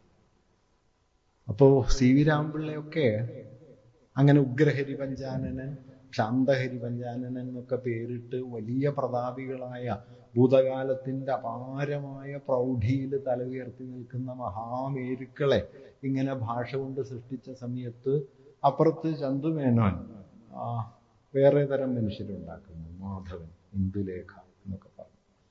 അത് മനുഷ്യാവസ്ഥയുടെ കുറച്ചുകൂടിയുള്ള ഒരു തുറസാണ്. പി കെ ബാലകൃഷ്ണൻ പറയുന്നുണ്ട് ചന്തുമേനോൻ്റെ നോവലിൽ, പക്ഷെ ശ്രദ്ധിച്ചു നോക്കിയാൽ ചന്തുമേനോൻ്റെ നോവലിലൊരു പ്രത്യേകതയുള്ളത് 2 ജാതിക്കാരേ ഉള്ളൂ. ഒന്ന് നമ്പൂരിയും പിന്നെ നായരുമാണ്. അതിന് അപ്പുറം ആരുമില്ല. ബാലകൃഷ്ണൻ പറയണത് ചന്തുമേനോൻ്റെ സുഹൃത്തുക്കളിൽ തീയന്മാരൊക്കെ ഉണ്ട്. മലബാറിൽ ഈഴവർ ഉണ്ട്. ബാലകൃഷ്ണൻ ഇതിൽ തീയന്മാരെ വീട്ടിൽ കയറ്റിയിരുന്നെങ്കിലും നോവലിൽ കയറ്റിയിട്ടില്ല. കാരണം മനുഷ്യനാവണമെങ്കിൽ ചുരുങ്ങിയതൊരു നായരാവണം എന്നത് 19-ാം നൂറ്റാണ്ട് അവസാനം ചന്തുമേനോന് തോന്നിയിരുന്നു. അവിടെ നിന്നാണ് പിന്നെ തകഴി വരുന്നത്. തകഴി വന്നപ്പോൾ ചാത്തനും കോരനും തൊട്ടിയുടെ മകനും ഒക്കെ മനുഷ്യരാണ് എന്ന് പറഞ്ഞു. മനുഷ്യന്റെ അതിര് വലുതാവുക. അക്കാലത്ത് തന്നെ ബഷീർ ഉണ്ടായിരുന്നു. ബഷീർ വിപ്ലവമൊന്നും പറഞ്ഞിട്ടില്ല. പക്ഷെ ബഷീർ നമ്മുടെ ഭാവനയിൽ കൊണ്ടുവന്ന വിപ്ലവം എന്തായിരുന്നു എന്ന് വെച്ച് കഴിഞ്ഞാൽ, ഈ ചാത്തനും കോരനും വരെ മനുഷ്യരായിരിക്കുന്ന സമയത്ത് അതിനും പുറത്ത് തള്ളി മാറ്റപ്പെട്ട ആളുകളുണ്ടല്ലോ. നമ്മൾ ലുംപൻ എന്നൊക്കെ ക്ലാസിക്കൽ മാർക്സിസ്റ്റുകൾ പറയുന്ന തുർക്കികൾ, ഭിക്ഷക്കാര്, പോക്കറ്റടിക്കാര്, കള്ളന്മാര്, അല്ലെങ്കിൽ കാര്യമായ പ്രവർത്തന ശേഷിയൊന്നും ഇല്ലാതെ ജീവിതത്തിൻ്റെ അരികുകളിൽ ഇങ്ങനെ അരഞ്ഞു പോകുന്ന മനുഷ്യരുണ്ട്. ഈ മനുഷ്യരെ കലയിലേക്ക് കൊണ്ടുപോകും. നിങ്ങൾ ബഷീർ വായിച്ചു നോക്കിക്കഴിഞ്ഞാൽ അങ്ങനെ കുറേ മനുഷ്യരെ കാണും. ഒറ്റക്കണ്ണം പോക്കര്, മണ്ടം മുസ്തഫ, ആനവാരി രാമൻ നായർ, പൊൻകുരിശ് തോമ, സ്ഥലം. ബഷീർ പറയുന്നുണ്ട്, ഞാൻ സ്ഥലത്തിൻ്റെ ചരിത്രകാരനാകുന്നു. സ്ഥലമാണ് ലോകത്തിൻ്റെ നടുമധ്യം. വാസ്തവത്തിൽ പിന്നീട് കോക്കാഞ്ചിറയായിട്ടോ അല്ലെങ്കിൽ നമ്മുടെ പോസ്റ്റ് മോഡേൺ നോവലുകളിലെ മാർജിനൽ സ്പേസ് ആയിട്ടോ പിന്നീട് വളരെ വിപ്ലവകരമായി പ്രത്യക്ഷപ്പെട്ട സ്ഥലം 1940-ൽ മലയാള ഭാവനയിൽ വരുന്നത് ബഷീറിൻ്റെ സ്ഥലത്തിലാണ്. അവിടെ മനുഷ്യരുടെ അനുഭവങ്ങൾക്കൊക്കെ വ്യത്യാസമുണ്ട്. അവിടെയുള്ള മനുഷ്യാനുഭവങ്ങൾ ഘടനാപരമായി തന്നെ വ്യത്യാസമാണ്. ഇപ്പോൾ ഒറ്റക്കണ്ണം പോക്കരുടെ കടയിൽ ചായ കുടിക്കാൻ വരുന്ന ഒരാളാണ് ഈ മണ്ട മുസ്തഫ. ചായക്കടയാണ് പോക്കർക്ക്. അപ്പോൾ പോക്കരുടെ മകള് സൈനബ മുസ്തഫയായിട്ട് പ്രേമത്തിലാണ്. അപ്പം എന്ത് ചെയ്യുന്നു വെച്ച് കഴിഞ്ഞാൽ, ഈ പോക്കരുടെ കടയിൽ ചായ കുടിക്കാൻ വരുമ്പോൾ സൈനബ പുട്ടുണ്ടാക്കുന്ന സമയത്ത് എന്ത് ചെയ്യുന്നു വെച്ചാൽ, പുട്ടുകണയിൽ പൊടിയിട്ടിട്ട് ഒരു താറാമുട്ടയും കൂടി എടുത്തിട്ടിട്ട് വീണ്ടും പൊടി നിറച്ചിട്ട് ആവിയിൽ വേവിച്ചെടുക്കും. അപ്പം ഈ പുട്ട് വെന്തു വരുന്ന സമയത്ത് അതിൻ്റെ അകത്തൊരു പുഴുങ്ങിയ മുട്ട ഉണ്ടാവും. ഈ കഷ്ണമാണ് കൊടുക്കുക. നമുക്കൊരു പ്രണയത്തിൻ്റെ അടയാളമാണ് കേട്ടോ. നിങ്ങൾ പുഴുങ്ങിയ മുട്ട കാമുകിക്ക് കൊടുത്ത് അന്ന് തീരും പ്രണയം. പ്രണയത്തിന്റെ ഭാഷ മാറുന്നു. ബഷീർ ഭാഷ മാറ്റിയത് നിങ്ങൾ ശ്രദ്ധിച്ചിട്ടുണ്ടെന്ന് പറഞ്ഞാൽ, മതിലുകൾ നോക്കൂ. ആകാശത്തേക്ക് ഒരു ഉണങ്ങിയ ചുള്ളിക്കമ്പ് വരുന്നു. നാരായണിയോട് ബഷീർ പറയുന്നു, ഞാൻ നിന്നെ കാണുന്നുണ്ട്. അപ്പൊ നാരായണി ചോദിക്കും, എന്നെ കണ്ടിട്ടില്ലല്ലോ. KPSC ലളിതയുടെ മനോഹരമായ ശബ്ദം, എന്നെ കണ്ടിട്ടില്ലല്ലോ. ബഷീർ പറയും, കാണുന്നു. മതിലുകൾ, എവിടെയും മതിലുകൾ. ഈ മതിലുകളാണ് 1913 ടാഗോർ ഇല്ലാണ്ടാകണമെന്ന് പ്രതീക്ഷിച്ചത്. Where the world has not been broken into fragments by narrow domestic walls, into that heaven of freedom my father let my country awake. കല ഈ മതിലുകളെ ഭേദിക്കുന്ന ഒരു പണിയാണ്. ഒരു ജയിൽപ്പുള്ളി പ്രേമിച്ചാൽ എന്ത് സംഭവിക്കുന്നു ആരും അതുവരെ ആലോചിച്ചിട്ടില്ല. ഒരു പോക്കറ്റടിക്കാരൻ പ്രേമിക്കാൻ തുടങ്ങുമ്പോൾ എന്ത് സംഭവിക്കും? പ്രണയത്തിന് എന്ത് സംഭവിക്കും? വിശക്കുന്നവൻ പ്രേമിക്കുമ്പോൾ പ്രണയത്തിന് എന്ത് സംഭവിക്കും? കോവിലിൻ്റെ ഒരു കഥയുണ്ട്, ഒരു കഷ്ണം അസ്ഥി എന്ന പേര്. മണ്ണടിഞ്ഞു പോയൊരു അസ്ഥി തെരഞ്ഞെടുത്തിട്ട് അതിൽ നിന്ന് തൻ്റെ പ്രണയത്തെ ഓർത്തെടുക്കുന്നതാണ്. അപാരമായിട്ടുള്ളൊരു അനുഭവ ഘടനാ വ്യതിയാനാണ്. വലിയ പ്രണയം എന്നൊക്കെ നമ്മൾ പറയുന്ന നമ്മുടെ അനുഭവത്തെ ആകമാനം ഇവർ പൊളിച്ചു കളയും. അപ്പം നമ്മൾ മനുഷ്യർ എന്ന് പറയുന്നതിൽ ഈ ഒറ്റക്കണ്ണം പോക്കരും വരും. ഇന്ദുലേഖയും മാധവനും മാത്രമല്ല, ചാത്തനും കോരനും മാത്രമല്ല, മറിച്ച് ഈ പോക്കരും. അങ്ങനെ ഞാൻ പറഞ്ഞതാണ്, ഈ അനുഭവത്തിൻ്റെ ഒരു അതിർത്തിയെ പൊട്ടിച്ചുകൊണ്ടേയിരിക്കുക. നമ്മെ നമുക്ക് അപ്പുറത്തേക്ക് പരമാവധി വലുതാക്കിക്കൊണ്ടിരിക്കുക. ഇങ്ങനെ അവസാനത്തെ ആളെ കാണുക. ഈ അവസാനത്തെ ആളെ കാണലാണ് രാഷ്ട്രീയം. കല പൊളിറ്റിക്കലാകുന്ന പോയിന്റതാണ്. ഗാന്ധിയോട് ചോദിക്കുന്നുണ്ട്, ഈ 1946 കോൺസ്റ്റിറ്റ്യൂന്റ് അസംബ്ലി വന്നല്ലോ. കോൺസ്റ്റിറ്റ്യൂന്റ് അസംബ്ലി ഇലക്ഷൻ നടന്നല്ല വന്നത്. അതിനു മുമ്പ് നടന്ന പ്രോവിൻസ് പ്രവിശ്യ നിയമസഭകളിലേക്ക് നടന്ന തെരഞ്ഞെടുപ്പിൽ തെരഞ്ഞെടുക്കപ്പെട്ടവർ വോട്ട് ചെയ്തിട്ടാണ് കോൺസ്റ്റിറ്റ്യൂന്റ് അസംബ്ലി ഉണ്ടാക്കിയത്. പ്രവിശ്യ തെരഞ്ഞെടുപ്പിലാകട്ടെ അന്ന് സാർവത്രിക പ്രായപൂർത്തി വോട്ടവകാശമൊന്നുമില്ല, പരിമിത വോട്ടവകാശമാണ്. വാസ്തവത്തിൽ 20% ആളുകളാണ് ഇന്ത്യയിലെ 1945 പ്രവിശ്യ തെരഞ്ഞെടുപ്പിൽ വോട്ട് ചെയ്തത്. അവർ തിരഞ്ഞെടുത്തവരാണ് കോൺസ്റ്റിറ്റ്യൂന്റ് അസംബ്ലി ഉണ്ടാക്കിയത്. അപ്പോൾ പലരും സോഷ്യലിസ്റ്റുകളൊക്കെ കോൺസ്റ്റിറ്റ്യൂന്റ് അസംബ്ലി ബഹിഷ്കരിച്ചു. കാരണം ഇന്ത്യയുടെ ഭരണഘടന ഉണ്ടാക്കുന്ന ഒരു ഭരണഘടനാ നിർമ്മാണ സഭ 20% ജനങ്ങൾ മാത്രം വോട്ട് ചെയ്ത ഒരു സംവിധാനത്തിൽ നിന്ന് ഉണ്ടായിക്കൂടാ. പ്രായപൂർത്തി വോട്ടവകാശം നടപ്പാക്കി അതിലൂടെ തിരഞ്ഞെടുക്കണം. പക്ഷേ കോൺസ്റ്റിറ്റ്യൂന്റ് അസംബ്ലി പങ്കെടുക്കാൻ എല്ലാ പാർട്ടികളും തീരുമാനിച്ചു, സോഷ്യലിസ്റ്റുകൾ ഒഴികെ. അന്ന് ജഗജീവൻ റാമുണ്ട്, കോൺഗ്രസിന്റെ ആദ്യത്തെ ദളിത് നേതാക്കളിൽ ഒരാളാണ്. ജഗജീവൻ റാം എന്ന് തിരഞ്ഞെടുക്കപ്പെട്ടിരുന്നു. ജഗജീവൻ റാം ഗാന്ധിയെ കാണാൻ ചെന്നു. എന്നിട്ട് ഗാന്ധിയോട് ചോദിച്ചു, ഇതിൽ പങ്കെടുക്കണോ വേണ്ടോ? ഗാന്ധി പറഞ്ഞു, അതൊരു എക്സ്പെരിമെൻ്റാണ്, ഒരു പരീക്ഷണ സാധ്യതയാണ്, നിങ്ങൾ പങ്കെടുക്കണം.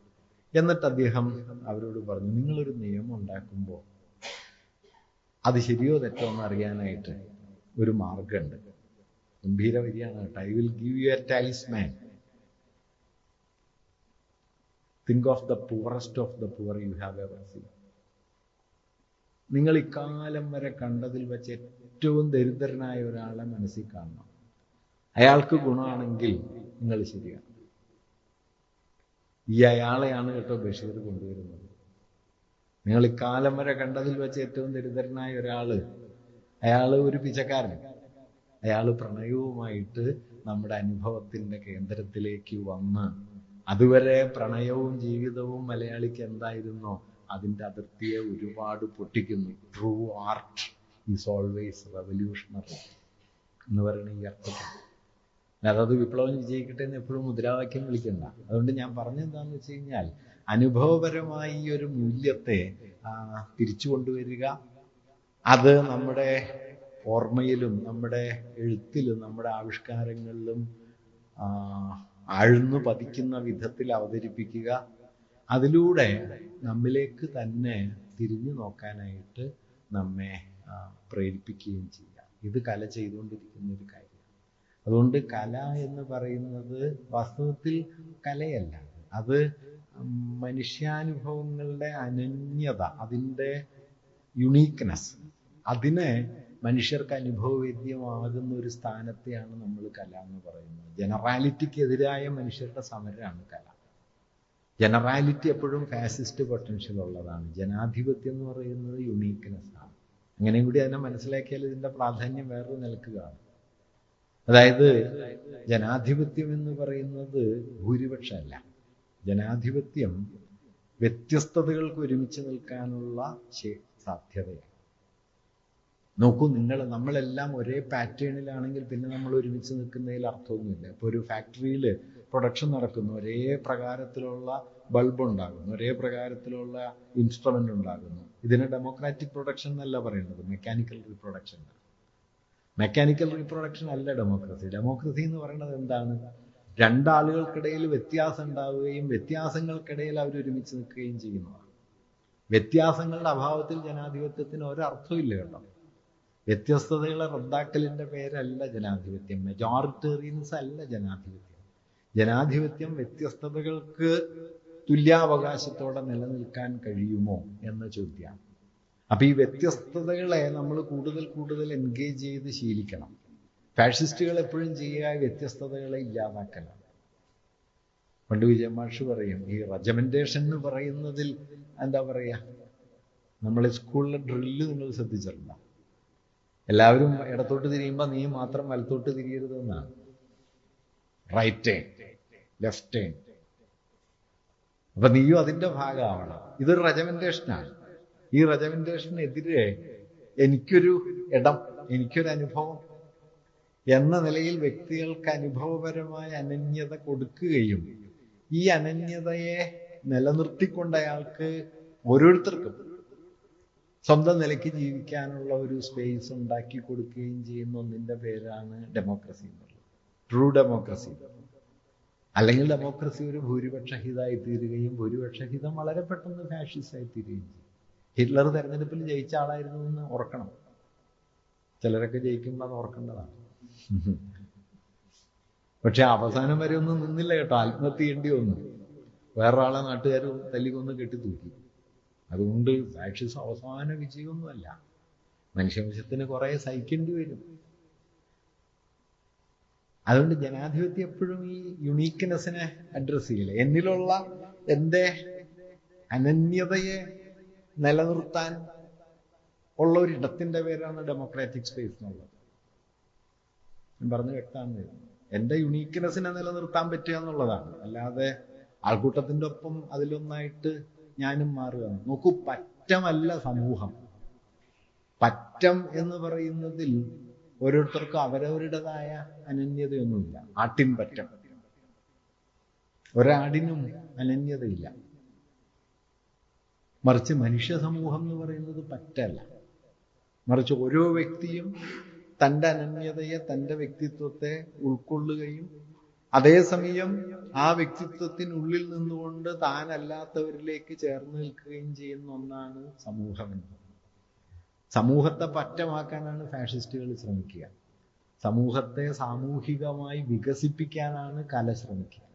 കാരണം കലയുടെ അടിസ്ഥാന ഊന്നൽ പറ്റത്തെ തകർക്കലാണ്, അനുഭവത്തിന്റെ അനന്യതയെ പിടിക്കലാണ്. അനന്യതയാണ്. ഇപ്പൊ ഒരു പൂവ് വീണ് കിടക്കുന്നു, അതുവരെ അതങ്ങനെ കിടക്കുകയായിരുന്നു. കല വന്നപ്പോഴാണത് ഹാ പുഷ്പമേ എന്നായി തീരുകയും മലയാളത്തിലൊരു പുതിയ വാക്കായി മാറിയല്ലോ, വീണ പൂവ്. നോക്കൂ, ആലോചിച്ച് നോക്കൂ, വീണ പൂവ്. വെറുതെ പറഞ്ഞാൽ ഒരു അർത്ഥമില്ലാത്ത വാക്കാണ്, പക്ഷെ ഇന്ന് മലയാളിയുടെ ഏറ്റവും ആഴമുള്ള ഒരു സംജ്ഞയായിട്ട് മാറി വീണ പൂവ്. അത് കല കൊണ്ടുവന്നു. അപ്പൊ കല വാസ്തവത്തിൽ ചെയ്യുന്ന ഒരു കാര്യം അതാണ്. അതുവരെ വെറുതെ കിടക്കുകയായിരുന്നു. പൂവിനെ കുറിച്ച് ആശാൻ എഴുതുന്ന ഒരു വരിയുണ്ട്. ചേതോഹരങ്ങൾ സമജാതികളാം സുമങ്ങൾ, ഏതും സമാനമഴകുള്ളവയെങ്കിലും നീ, ജാതാനുരാഗം ഒരുവന്റെ മിഴിക്കു വേദ്യം, ഏതോ വിശേഷ സുഭഗത്വവും ആർന്നിരിക്കാം. സമജാതികളാം സുമങ്ങൾ, നിന്നെപ്പോലെ തന്നെയുള്ള പൂക്കൾ, ധാരാളം ഭംഗിയുള്ള പൂക്കൾ ഒരുമിച്ചുണ്ടായിരുന്നു എങ്കിലും അനുരാഗിയായ ഒരാളുടെ കണ്ണിൽ നിനക്ക് വിശേഷ ഭംഗി വന്നല്ലോ. ജാതാനുരാഗം ഒരുവന്റെ മിഴി. ഈ ജാതാനുരാഗം ഒരുവൻ എന്നതാണ് ആധുനിക മനുഷ്യൻ.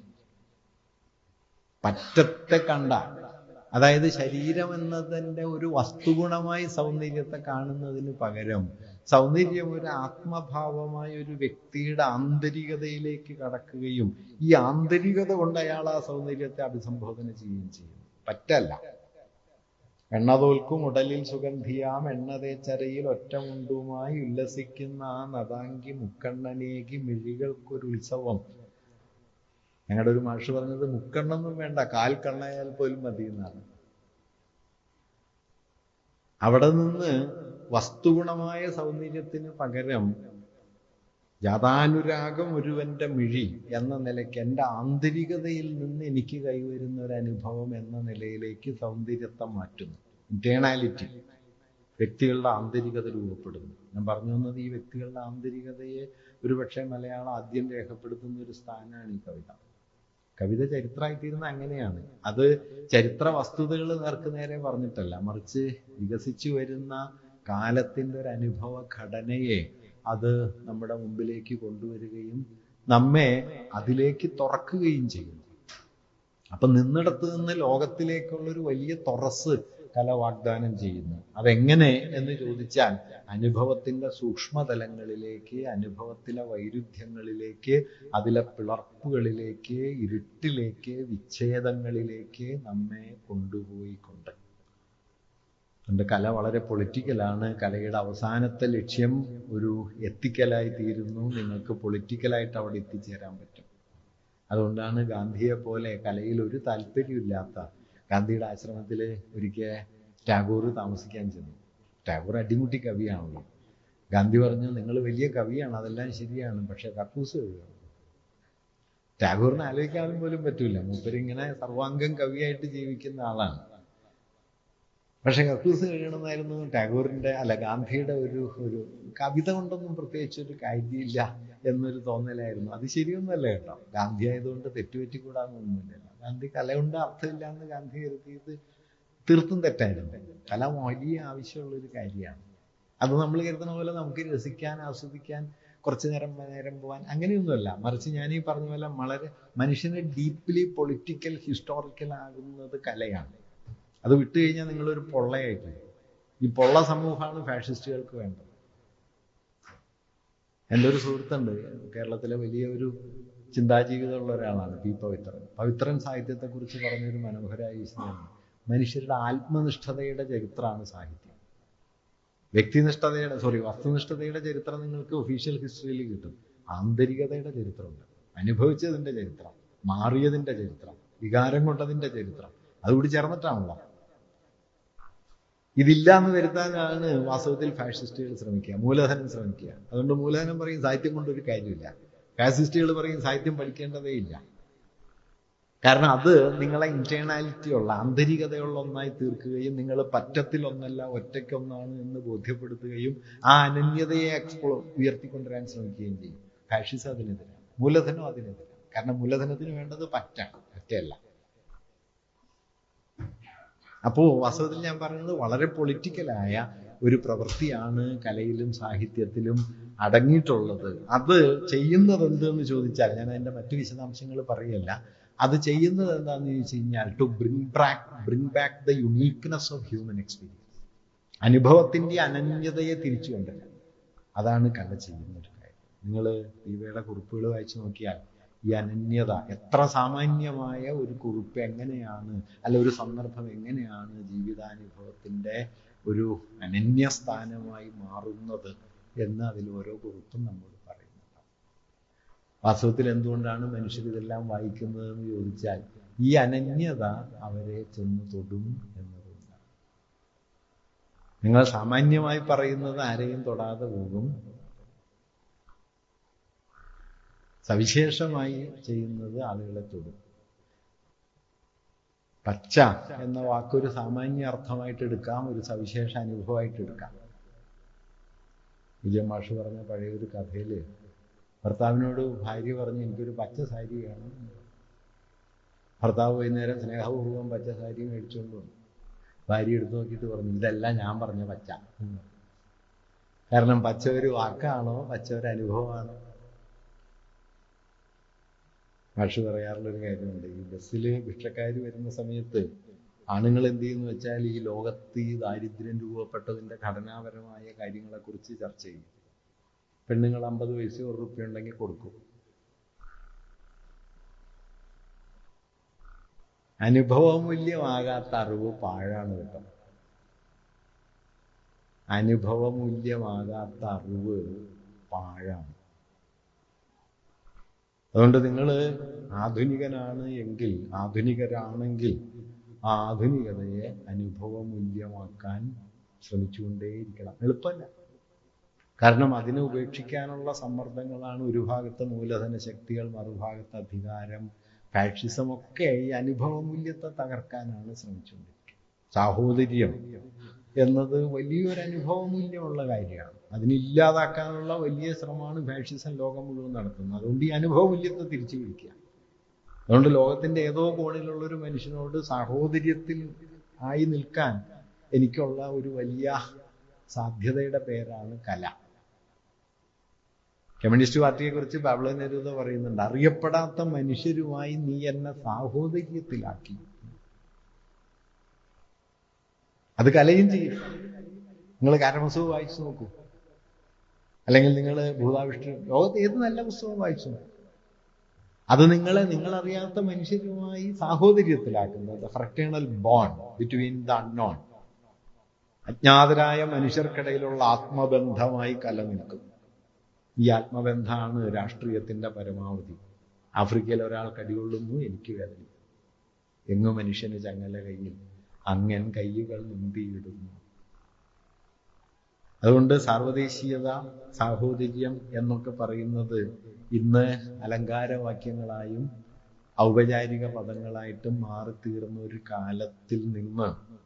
വാസ്തവത്തിൽ അതിനു വേണ്ടി നിലകൊള്ളാനും അതിനെ അനുഭവിക്കാനും അതിൽ ജീവിക്കാനുമുള്ള വലിയ പരിശ്രമം വാസ്തവത്തിൽ രാഷ്ട്രീയത്തെ ആഴത്തിൽ അനുഭവിക്കാനുള്ള ശ്രമത്തിൻ്റെ ഭാഗമാണ്. അത്തരം ശ്രമങ്ങൾ വാസ്തവത്തിൽ വളരെ പ്രധാനമാണ്. കാരണം പൊള്ളയായ പണ്ട് കുന്ദർഗ്രാസ് ടിൻഡ്രം എന്ന് പറഞ്ഞൊരു നോവൽ എഴുതിയിട്ടുണ്ട്, നിങ്ങൾ ചിലരെങ്കിലും വായിച്ചിട്ടുണ്ടാവും, തകരച്ചെണ്ട. ഈ തകരച്ചെണ്ടകൾ മാത്രമായി മാറാൻ നമ്മൾ ഇങ്ങനെ വലിയ തോതിൽ പരിശീലിപ്പിക്കപ്പെടുന്ന ഒരു കാലത്ത് നിന്ന് നമ്മൾ അകമേ മുഴക്കമുള്ള ആന്തരികതയുള്ള ലോകത്തോട് സാഹോദര്യത്തിൽ വർത്തിക്കാൻ സന്നദ്ധരായ മനുഷ്യരായിട്ട് നമ്മൾ മാറിത്തീരുക എന്നുള്ളത് വളരെ പ്രധാനപ്പെട്ട ഒരു രാഷ്ട്രീയ പ്രവർത്തനമാണ്. ആ രാഷ്ട്രീയ പ്രവർത്തനത്തെ രൂപപ്പെടുത്തുന്ന നാനാതരം ഘടകങ്ങളിൽ ഒരു ഘടകമാണ് നിശ്ചയമായും കലയുടേത്. അതാണ് കലയുടെ വലിയൊരു പ്രാധാന്യം. അത്തരമൊരു കലയുടെ വഴി വാസ്തവത്തിൽ ദീപയുടെ പുസ്തകത്തിൽ ദീപ എഴുതുന്ന കുറിപ്പുകളിൽ, അത് പല പേരുകളിൽ പുസ്തകങ്ങളിലായിട്ടൊക്കെ നിങ്ങൾ വായിച്ചിട്ടുണ്ടാവും, ഫേസ്ബുക്ക് കുറിപ്പുകളായിട്ടൊക്കെ വായിച്ചിട്ടുണ്ടാവും. ലോകത്തിൻ്റെ പല കോണുകളിൽ മനുഷ്യരിങ്ങനെ അനുഭവങ്ങളെക്കുറിച്ച് എഴുതിക്കൊണ്ടിരിക്കുന്നുണ്ട്. അത് മനുഷ്യവംശത്തോട് ഇങ്ങനെ അവരവരുടെ യാഥാർത്ഥ്യത്തിൻ്റെ സൂക്ഷ്മ പ്രതലങ്ങളെക്കുറിച്ച് ഏതോ നിലയിൽ സംവദിക്കുന്നുണ്ട്. ആ സംവാദത്തിൻ്റെ ഒരു വഴി ഈ പുസ്തകം നമ്മുടെ മുമ്പിൽ തുറക്കുന്നുണ്ട്. അതിലൂടെ നിങ്ങളും കടന്നു പോകുക. കൈരളി എന്ന പേരിൽ ഈ ഒരു കൂട്ടായ്മ ചെയ്യുന്ന പ്രവൃത്തിയിലും വാസ്തവത്തിൽ ഈ പങ്കുവയ്ക്കലിൻ്റെ ഒരു വിശാല മൂല്യമുണ്ട് എന്ന കാര്യം ഇതിൻ്റെ ആമുഖമായിട്ട് സംസാരിച്ചപ്പോൾ കുര്യൻ പറയുകയുണ്ടായി. ഇവിടെ വന്നുകൂടിയ മനുഷ്യരുടെ നാനാതരത്തിലുള്ള സങ്കടങ്ങളിൽ, പ്രയാസങ്ങളിൽ അവർക്കൊപ്പം നിൽക്കാനുള്ള ഒരു സന്നദ്ധതയാണ് കൈരളി എന്ന സംഘടനയായിട്ട് നിലനിൽക്കുന്നത്. അത് നാരായണഗുരു പറഞ്ഞ കാര്യമാണ്. അപരനു വേണ്ടി അഹർനിശം പ്രയത്നം കൃപണത വിട്ട് കൃപാലു ചെയ്തിടുന്നു. ഈ കൃപാലുത എന്ന് പറയുന്നത് ഔദാര്യമല്ല, ഞാനായിരിക്കുന്നത് നിങ്ങളുള്ളത് കൊണ്ടാണ് എന്ന തിരിച്ചറിവാണത്. ഞാനായിരിക്കുന്നത്, ഞാനത് ഒട്ടും അലങ്കാരികമായിട്ട് പറയുന്നതല്ല കേട്ടോ. അപ്പം നിങ്ങൾ കേട്ടില്ല എന്ന് വെച്ചാൽ ഈ പ്രസംഗത്തിന് ഒരർത്ഥമില്ല. നിങ്ങളിങ്ങനെ ഇരിക്കുന്നു, കേൾക്കുന്നു, ഞാൻ പറയുന്നതിനോടൊപ്പം ഏതെല്ലാമോ നിലകളിൽ സഞ്ചരിക്കുന്നു. ചിലതൊക്കെ നിങ്ങളെ സ്പർശിക്കുന്നു, ചിലതൊന്നും നിങ്ങളെ സ്പർശിക്കുന്നില്ല. ചിലത് ശ്രദ്ധാപൂർവം കേൾക്കുന്നു, ചിലർ ഇയാൾ എപ്പോഴാണ് അവസാനിപ്പിക്കുക എന്ന് വ്യാകുലപ്പെടുന്നു. ഇതിനിടയിലൂടെ ഇതിങ്ങനെ പോകുന്നു. അതുകൊണ്ട് ഇങ്ങനെ ഒരു കൂട്ടം ആളുകൾ അപ്പുറത്തുള്ളപ്പോഴാണ് ഇത് പ്രസംഗമാവുക. ഒരു മകനുള്ളപ്പോഴാണ് ഒരാൾ അച്ഛനാവുക. മകനെ കൊണ്ടായതാണ് അച്ഛൻ, അച്ഛനെ കൊണ്ടായതല്ല മകൻ എന്ന അച്ഛൻ ഓർത്താൽ കുറച്ചൊരു വിവേകമാവും. നമ്മൾ കരുതുന്നത് ഈ അച്ഛനാണ് മകൻ്റെ കാരണം എന്നാണ്. ഇങ്ങനെയല്ല കേട്ടോ. മകൻ ഉണ്ടാക്കുന്ന ഒരു സ്ഥാനമാണ് ഈ അച്ഛൻ എന്നുള്ളത്. കുട്ടികളുണ്ടാക്കുന്നതാണ് അധ്യാപകർ, കേൾവിക്കാരുണ്ടാക്കുന്നതാണ് ഈ പ്രഭാഷകർ എന്ന് പ്രഭാഷകർക്ക് പൊതുവെ ഒരു ബോധ്യമില്ല. അവർ കരുതുന്നത് എന്താണെന്ന് വെച്ച് കഴിഞ്ഞാൽ ഈ ആളുകൾ ഞാനിങ്ങനെ പ്രബോധിപ്പിക്കുകയാണെന്നാണ്. വാസ്തവത്തിൽ ഇയാൾ എന്ത് പറയും നോക്കട്ടെ എന്ന മട്ടിലാണ്. എൻ്റെ ഒരു കൂട്ടുകാരൻ പറയുന്ന കഥയുണ്ട്, മരിച്ചു പോയിട്ടുള്ള പ്രദീപൻ. അപ്പോൾ ഗാനമേളയ്ക്ക് ഒരാൾ പാടാൻ വന്നു. അയാൾ പാട്ട് പാടി. അപ്പോൾ പാട്ട് പാടി കുറച്ച് കഴിഞ്ഞ് പാട്ട് തീർന്നപ്പോൾ ആളുകൾ വൺസ് മോർ എന്ന് പറഞ്ഞു. അപ്പോൾ ഇയാൾക്ക് സന്തോഷമായി, പാട്ട് ഇഷ്ടമായല്ലോ. അപ്പോൾ അയാൾ ഒന്നും കൂടി പാടി. അപ്പോൾ ആളുകൾ പറഞ്ഞു വൺസ് മോർ. അങ്ങനെ 4-5 തവണ വൺസ് മോർ കഴിഞ്ഞപ്പോൾ ഇയാൾ പറഞ്ഞു, അല്ല 5-6 തവണ പാടിയല്ലോ, ഇനി അടുത്ത പാട്ട് പാടാം. അപ്പോൾ ആളുകൾ പറഞ്ഞു, അത് വേണ്ട, ഇത് ശരിയാക്കും, ഇത് നീ ശരിയായിട്ട് പാടും, എന്നിട്ട് അടുത്തത് പാടിയാൽ മതി എന്ന് പറഞ്ഞു. എന്നതുപോലെ വാസ്തവത്തിൽ അങ്ങനെ സാധ്യമാവുന്ന ഒന്നാണ്. ഞാൻ അതിൻ്റെ വിശാലമാനങ്ങളിലേക്ക് കടന്നു പറയില്ല. വളരെ സട്ടിലായിട്ടുള്ള ഒരാശയാണ് ഞാൻ പറയുന്നത്. In the absence of other there is no self. I am because you are. I am only because you are. അത് വളരെ പ്രധാനമാണ്. മോഡേണിറ്റി, മുതലാളിത്തമൊക്കെ നമ്മളോട് ചെയ്യണ ഏറ്റവും വലിയ ദ്രോഹം എന്താണെന്നറിയാം. ഇതില്ല എന്ന് നമ്മളോട് എങ്ങനെയോ തെറ്റിദ്ധരിപ്പിച്ചുകൊണ്ടിരിക്കും. ഈ അതർ എന്ന് പറയുന്നത് അപ്പുറത്താണെന്ന് കരുതും. വാസ്തവത്തിൽ സെൽഫിലാണ്. സെൽഫില്ലെങ്കിൽ, അതറില്ലെങ്കിൽ ഈ സെൽഫൊന്നുമില്ല. അപ്പം അങ്ങനെ മനസ്സിലാക്കി കഴിഞ്ഞാൽ നമ്മളായിരിക്കുന്നത്, നമ്മൾ ലോകത്തിലായിരിക്കുന്നത് കൊണ്ടാണ്. ബീയിങ് ഈസ് ബീയിങ് വിത്ത് എന്ന് ഹൈഡഗർ പറയും. ഉമ്മ എന്ന് പറയുന്നത് മറ്റെന്തെങ്കിലുമായി ചേരുന്നത് വഴി മാത്രമാണ്. മറ്റൊന്നില്ലെങ്കിൽ നിങ്ങളുമില്ല. Being is always being with other. അപ്പം അങ്ങനെ അതിനെ കാണാനുള്ള ഒരു വലിയ പരിശീലനം, അത് പല രൂപത്തിൽ, തത്വം പറഞ്ഞിട്ടല്ല, പ്രവർത്തിച്ചിട്ട്. ആ പ്രവൃത്തിയുടെ ഒരു സ്ഥലമാണ് കൈരളി എന്നാണ് ഞാൻ പറഞ്ഞത്. അല്ലാതെ നിങ്ങൾക്കിപ്പോൾ പ്രസംഗിച്ചിട്ട് തിരിച്ചു പോകാൻ വളരെ എളുപ്പമാണ്. പ്രസംഗത്തിൽ മാത്രമാണ് കേട്ടോ എല്ലാം പെർഫെക്റ്റ് ആയിരിക്കുക. ഞാനെപ്പോഴും പറയും, സിദ്ധാന്തഭദ്രമായി ചെയ്യാവുന്ന ഒരു കാര്യം പ്രസംഗമാണ്. പിന്നെ സെമിനാറിൽ പേപ്പർ അവതരിപ്പിക്കണം. റോട്ടിലിറങ്ങി ആകമാനം പ്രശ്നമായി പോകും. അപ്പം അത് റോട്ടിലിറങ്ങാനും മനുഷ്യരുടെ ജീവിതത്തിൽ ഉൾപ്പെട്ട് നിൽക്കാനും അതിൻ്റെ വൈരുദ്ധ്യങ്ങളിൽ പെട്ടുപോകാനും അവരുടെ സങ്കടങ്ങളും സന്തോഷങ്ങളും വിഷാദങ്ങളും അവരുടെ യാതനകളും പകയും ഒക്കെ കൂടിച്ചേർന്ന ജീവിതത്തിൻ്റെ നടുവിൽ അവരോടൊപ്പം നിൽക്കാനുള്ള ഒരു ഇടം ആണ് വാസ്തവത്തിൽ ഓരോ സംഘടനയും. സംഘടന എന്തുകൊണ്ട് ആവശ്യമാണെന്ന് വെച്ച് കഴിഞ്ഞാൽ മാനുഷികതയുടെ ഒരു സാക്ഷാത്കാരത്തിൻ്റെ വഴിയാണ്. അല്ലാതെ ഒരു സൗജന്യ ബുദ്ധിയല്ല, ഔദാര്യമൊന്നുമില്ല. നിങ്ങളായിരിക്കുന്നതിൻ്റെ പൊരുളിനെ നിങ്ങൾക്ക് പ്രകാശിപ്പിക്കാനുള്ളൊരു വഴിയാണ് ഒരു കൂട്ടായ്മ. കൂട്ടായ്മ എപ്പോഴും ശരിയൊന്നും ആവില്ല കേട്ടോ. ലോകത്തൊരു കൂട്ടായ്മയും 100% ശരിയായിട്ടുമില്ല, ശരിയാവുകയില്ല. എല്ലാം ശരിയായിട്ട് പ്രവർത്തിക്കാമെന്ന് കരുതിയിരിക്കുന്ന ആൾക്ക് പ്രത്യേകിച്ച് ഒന്നും ചെയ്യേണ്ടി വരില്ല. മറിച്ച് ഈ ശരികേടുകളുടെ ഇടയിൽ കൂടി നമുക്കങ്ങ് പോകേണ്ടി വരും. അതിപ്പോൾ നിങ്ങൾ നിങ്ങളുടെ ജീവിതത്തിലേക്ക് തിരിഞ്ഞു നോക്കിയാൽ ശരികേട് വേണ്ടത്ര കാണാൻ പറ്റും. നോക്കാത്തതുകൊണ്ട് പിന്നെ അപകടമൊന്നുമില്ല, അത്രയേ ഉള്ളൂ. അല്ലാതെ ശരിയായൊരു ജീവിതമൊന്നുമില്ല. അതുകൊണ്ട് ഇതിൻ്റെ നടുവിൽ നിൽക്കാൻ ഒരു ഒരു ഒരു സ്പേസ് രൂപപ്പെടുക, അതിനൊരു, ഞാനെപ്പോഴും ഈ സംഘടന എന്നുള്ള ആശയത്തെക്കുറിച്ച് ലൂക്കാച്ച് പറയുന്ന ഒരു ആശയം വാക്യം എപ്പോഴും ഓർക്കാറുണ്ട്. ഒരു മാർക്സിസ്റ്റിനെ സംബന്ധിച്ച് മാർക്സിസം എന്ന് പറയുന്നത് ഒരു തത്വമല്ല, അത് ജീവിതത്തിലുള്ളൊരു പ്രവൃത്തിയാണ്. അങ്ങനെ പ്രവർത്തിക്കാൻ നിങ്ങൾക്ക് ചില ആയുധങ്ങൾ വേണം. നിങ്ങൾക്ക് തത്വം പറയാനായിട്ടൊരു ആയുധം വേണ്ട, വീട്ടിൽ നിന്ന് പറഞ്ഞിട്ടിരുന്നാണ്. മറിച്ച് നിങ്ങൾ ഇടപെടാൻ തുടങ്ങുന്നതോടെ നിങ്ങൾക്കൊരു ഉപാധി വേണം. ആ ഉപാധി ഏത് ഉപാധിയായാലും അതിന് പരിമിതിയുണ്ട്. ഒരു സ്ക്രൂ ഡ്രൈവർ കൊണ്ട് ചെയ്യാൻ പറ്റുന്ന കാര്യം നിങ്ങൾക്കൊരു വയലിൻ്റെ ബോ കൊണ്ട് ചെയ്യാൻ പറ്റില്ല. അപ്പോൾ ഓരോ ഉപാധിക്കും അതിൻ്റെ പരിമിതിയുണ്ട്, അതിർത്തിയുണ്ട്. പക്ഷെ അത്തരം ഉപാധികളില്ലാതെ നിങ്ങൾക്ക് പ്രവർത്തിക്കാൻ പറ്റില്ല. അതുകൊണ്ട് പ്രവർത്തിക്കുക എന്ന് പറയുന്നതിൻ്റെ അർത്ഥം പരിമിതപ്പെട്ട് നിൽക്കുക എന്നാണ്.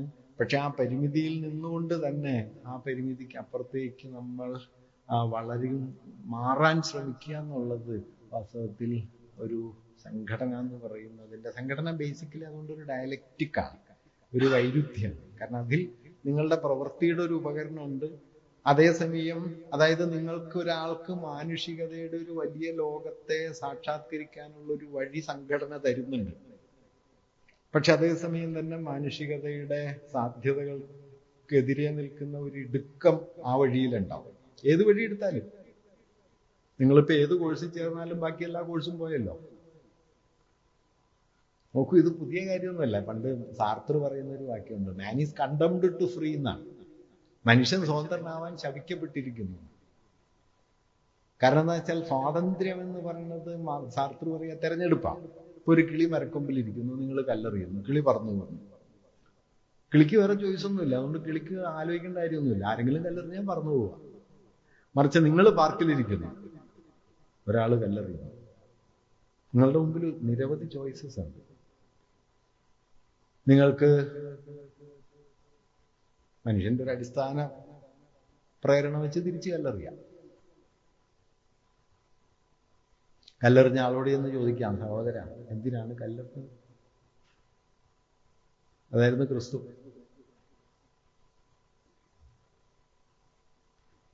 കല്ലേറുകൊണ്ട് തന്നെ അവിടെ ഇരിക്കാം, അതായിരുന്നു ഗാന്ധി. നിങ്ങൾ എത്ര കല്ലെറിഞ്ഞാലും നിങ്ങളുടെ കൈ വേദനിക്കുന്നതല്ലാതെ ഞാൻ മാറില്ല. കല്ലേറ് കൊള്ളാത്തൊരിടത്ത് മാറിയിരിക്കാം. പല വഴികളാണ്. ഇതിലേത് നിങ്ങൾ തിരഞ്ഞെടുക്കുന്നു എന്നതാണ് സ്വാതന്ത്ര്യം. കിളിക്ക് സ്വാതന്ത്ര്യമൊന്നുമില്ല. സാർത്തർ പറയുന്ന പോയിന്റാണ്, കിളിയുടെ സ്വാതന്ത്ര്യമല്ല, മറിച്ച് ജൈവ ശരീരത്തിന്റെ സ്വാഭാവികമായ ഒരു ആവിഷ്കാരമാണ്. ഇപ്പൊ നമ്മുടെ കണ്ണിൽ എന്തെങ്കിലും കൊള്ളും എന്ന് കരുതുമ്പോൾ കണ്ണടയ്ക്കുന്നല്ലോ, ചൂടുള്ള ഒന്നിൽ കൈതട്ടിയാൽ കൈവലിക്കുന്നല്ലോ, അത് സ്വാതന്ത്ര്യമല്ല, ഒരു ജൈവക്രിയ. മറിച്ച് സ്വാതന്ത്ര്യം എന്ന് പറയുന്നത് ഇച്ഛാപൂർണം നാം നടത്തുന്ന തെരഞ്ഞെടുപ്പാണ്. ഈ 5 ചോയ്സ് നമ്മുടെ മുമ്പിലുണ്ട്. നാം കല്ലേറ് കൊണ്ട് അവിടെ ഇരിക്കാൻ തീരുമാനിക്കുന്നു, അല്ലെങ്കിൽ കല്ലേറ് കൊള്ളാത്തൊരിടത്തേക്ക് മാറിയിരിക്കുന്നു, കല്ലെറിഞ്ഞവനെ ആശ്ലേഷിക്കുന്നു.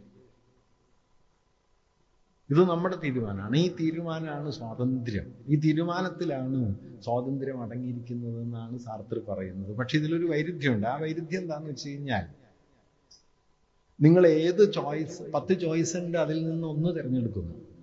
രണ്ട് അപകടമുണ്ട് അതിൽ. ഒന്ന് നടത്തുന്ന തിരഞ്ഞെടുപ്പ് തെറ്റിപ്പോവാം. ഏറ്റവും ശരിയായ ചോയ്സ് അല്ല നിങ്ങൾ തിരഞ്ഞെടുക്കുന്നത്, തെറ്റായ ഒന്നായിരിക്കാം. അതൊരു സാധ്യതയാണ്. നമ്മുടെ ജീവിതമൊക്കെ ഈ തെറ്റായ തിരഞ്ഞെടുപ്പാണ്. അതൊരു പോരായ്മയൊന്നുമല്ല. അങ്ങനെ തിരഞ്ഞെടുക്കാൻ പറ്റും. രണ്ടാമത്തെ ഒരു സാധ്യത, പ്രശ്നം എന്താണെന്ന് വെച്ചാൽ, നിങ്ങൾ ഏറ്റവും നല്ലതാണ് തിരഞ്ഞെടുത്തതെങ്കിലും സാധ്യമായതിൽ ഒന്നാണത്, ബാക്കിയെല്ലാം പോയി. നോക്കൂ, നിങ്ങൾക്കൊരു പഠനത്തിൽ ഒരു ഘട്ടം കഴിയുമ്പോൾ അടുത്ത കോഴ്സിൽ ചേരണം. ചേരാവുന്ന 10 കോഴ്സുകളുണ്ട്. ഒരു കോഴ്സിലേ ചേരാൻ പറ്റും, ബാക്കി എല്ലാ കോഴ്സും പോയി. അതുകൊണ്ട് കൈവന്ന എല്ലാ നേട്ടങ്ങളും അതിൻ്റെ പല മടങ്ങ് നഷ്ടങ്ങളാണ്. ഇത് മനുഷ്യാവസ്ഥയിൽ നിലീനമായൊരു വൈരുദ്ധ്യമാണ്. ഈ വൈരുദ്ധ്യം മനുഷ്യന് പരിഹരിക്കും. ഇതിനെയാണ് എക്സിസ്റ്റൻഷ്യൽ ആംഗ്വിഷ് എന്നൊക്കെ സാർത്തർ എഴുതിയത്. അതിനെങ്ങനെ മറികടക്കാം? നിങ്ങളുടെ തെരഞ്ഞെടുപ്പ് നിങ്ങളല്ലാത്തവർക്ക് വേണ്ടി, ലോകത്തിന് വേണ്ടി, ലോകത്തിൻ്റെ ഏതു കോണിലുള്ള മനുഷ്യർക്ക് വേണ്ടിയുള്ള നൈതികമായ ഒരു തെരഞ്ഞെടുപ്പാക്കി മാറ്റിക്കൊണ്ട് ഒരു പ്രാക്ടീസിലൂടെ നിങ്ങളുടെ അസ്തിത്വപരമായ ഈ പ്രതിസന്ധിയെ നിങ്ങൾക്ക് വേണമെങ്കിൽ മറികടക്കാം. അതുകൊണ്ട് മനുഷ്യാവസ്ഥയെ അർത്ഥപൂർണമാക്കുന്ന ഒരു സാധ്യതയാണ് ഈ സംഘടന എന്ന് പറയുന്നത്. ഞാൻ പറഞ്ഞൊരു ഡയലക്റ്റിക്കാണ്. സംഘടന നിങ്ങളെ ചുരുക്കും, സംഘടന നിങ്ങളെ വലുതാക്കും. ആ വലുതാക്കലിലേക്ക് നിരന്തരം വളരാൻ സംഘടനകളോടൊപ്പം നമുക്കും പറ്റും. മറിച്ച് ചെറുതാകുന്ന സംഘടനയുണ്ട്. ഫാഷിസ്റ്റുകളുടെ സംഘടന എന്താ ചെയ്യാന്ന് വെച്ച് കഴിഞ്ഞാൽ, ഫാഷിസ്റ്റുകൾ നിങ്ങളെ ഒരു അക്കമാക്കും. ഈ അക്കത്തെ ഇങ്ങനെ ചുരുക്കി ചുരുക്കി കൊണ്ടുവന്ന് അതിൻ്റെ ഇടുക്കത്തിലേക്ക് നമ്മെ വലിച്ചു താഴ്ത്തും. അങ്ങനെ വലിച്ചു താഴ്ത്തുന്ന ഇടുക്കങ്ങൾക്കപ്പുറത്തേക്ക് മനുഷ്യജീവിതത്തെ കൂടുതൽ വിപുലം, നീതിപൂർണം, സാഹോദര്യനിഷ്ഠം, സമത്വാധിഷ്ഠിതം ഒക്കെ ആക്കി തീർക്കാനുള്ള മനുഷ്യവംശത്തിൻ്റെ ചെറുതും വലുതുമായ ശ്രമങ്ങളുടെ ആകത്തുകയിലാണ് നമ്മളിവിടെ ഒത്തുകൂടുന്നത് എന്ന് ഓർക്കാനും അതിനോട് ചേർന്ന് പോകാനും ഈ സംഘടനയുടെ പ്രവൃത്തികളെ തന്നെ കൂടുതൽ വിപുലമായ ഒരു മാനവികതയുടെ ഒരു വലിയ പ്രകാശനമാക്കി മാറ്റാനും ഒക്കെ നിങ്ങൾക്ക് നിങ്ങളുടെ പ്രവർത്തനം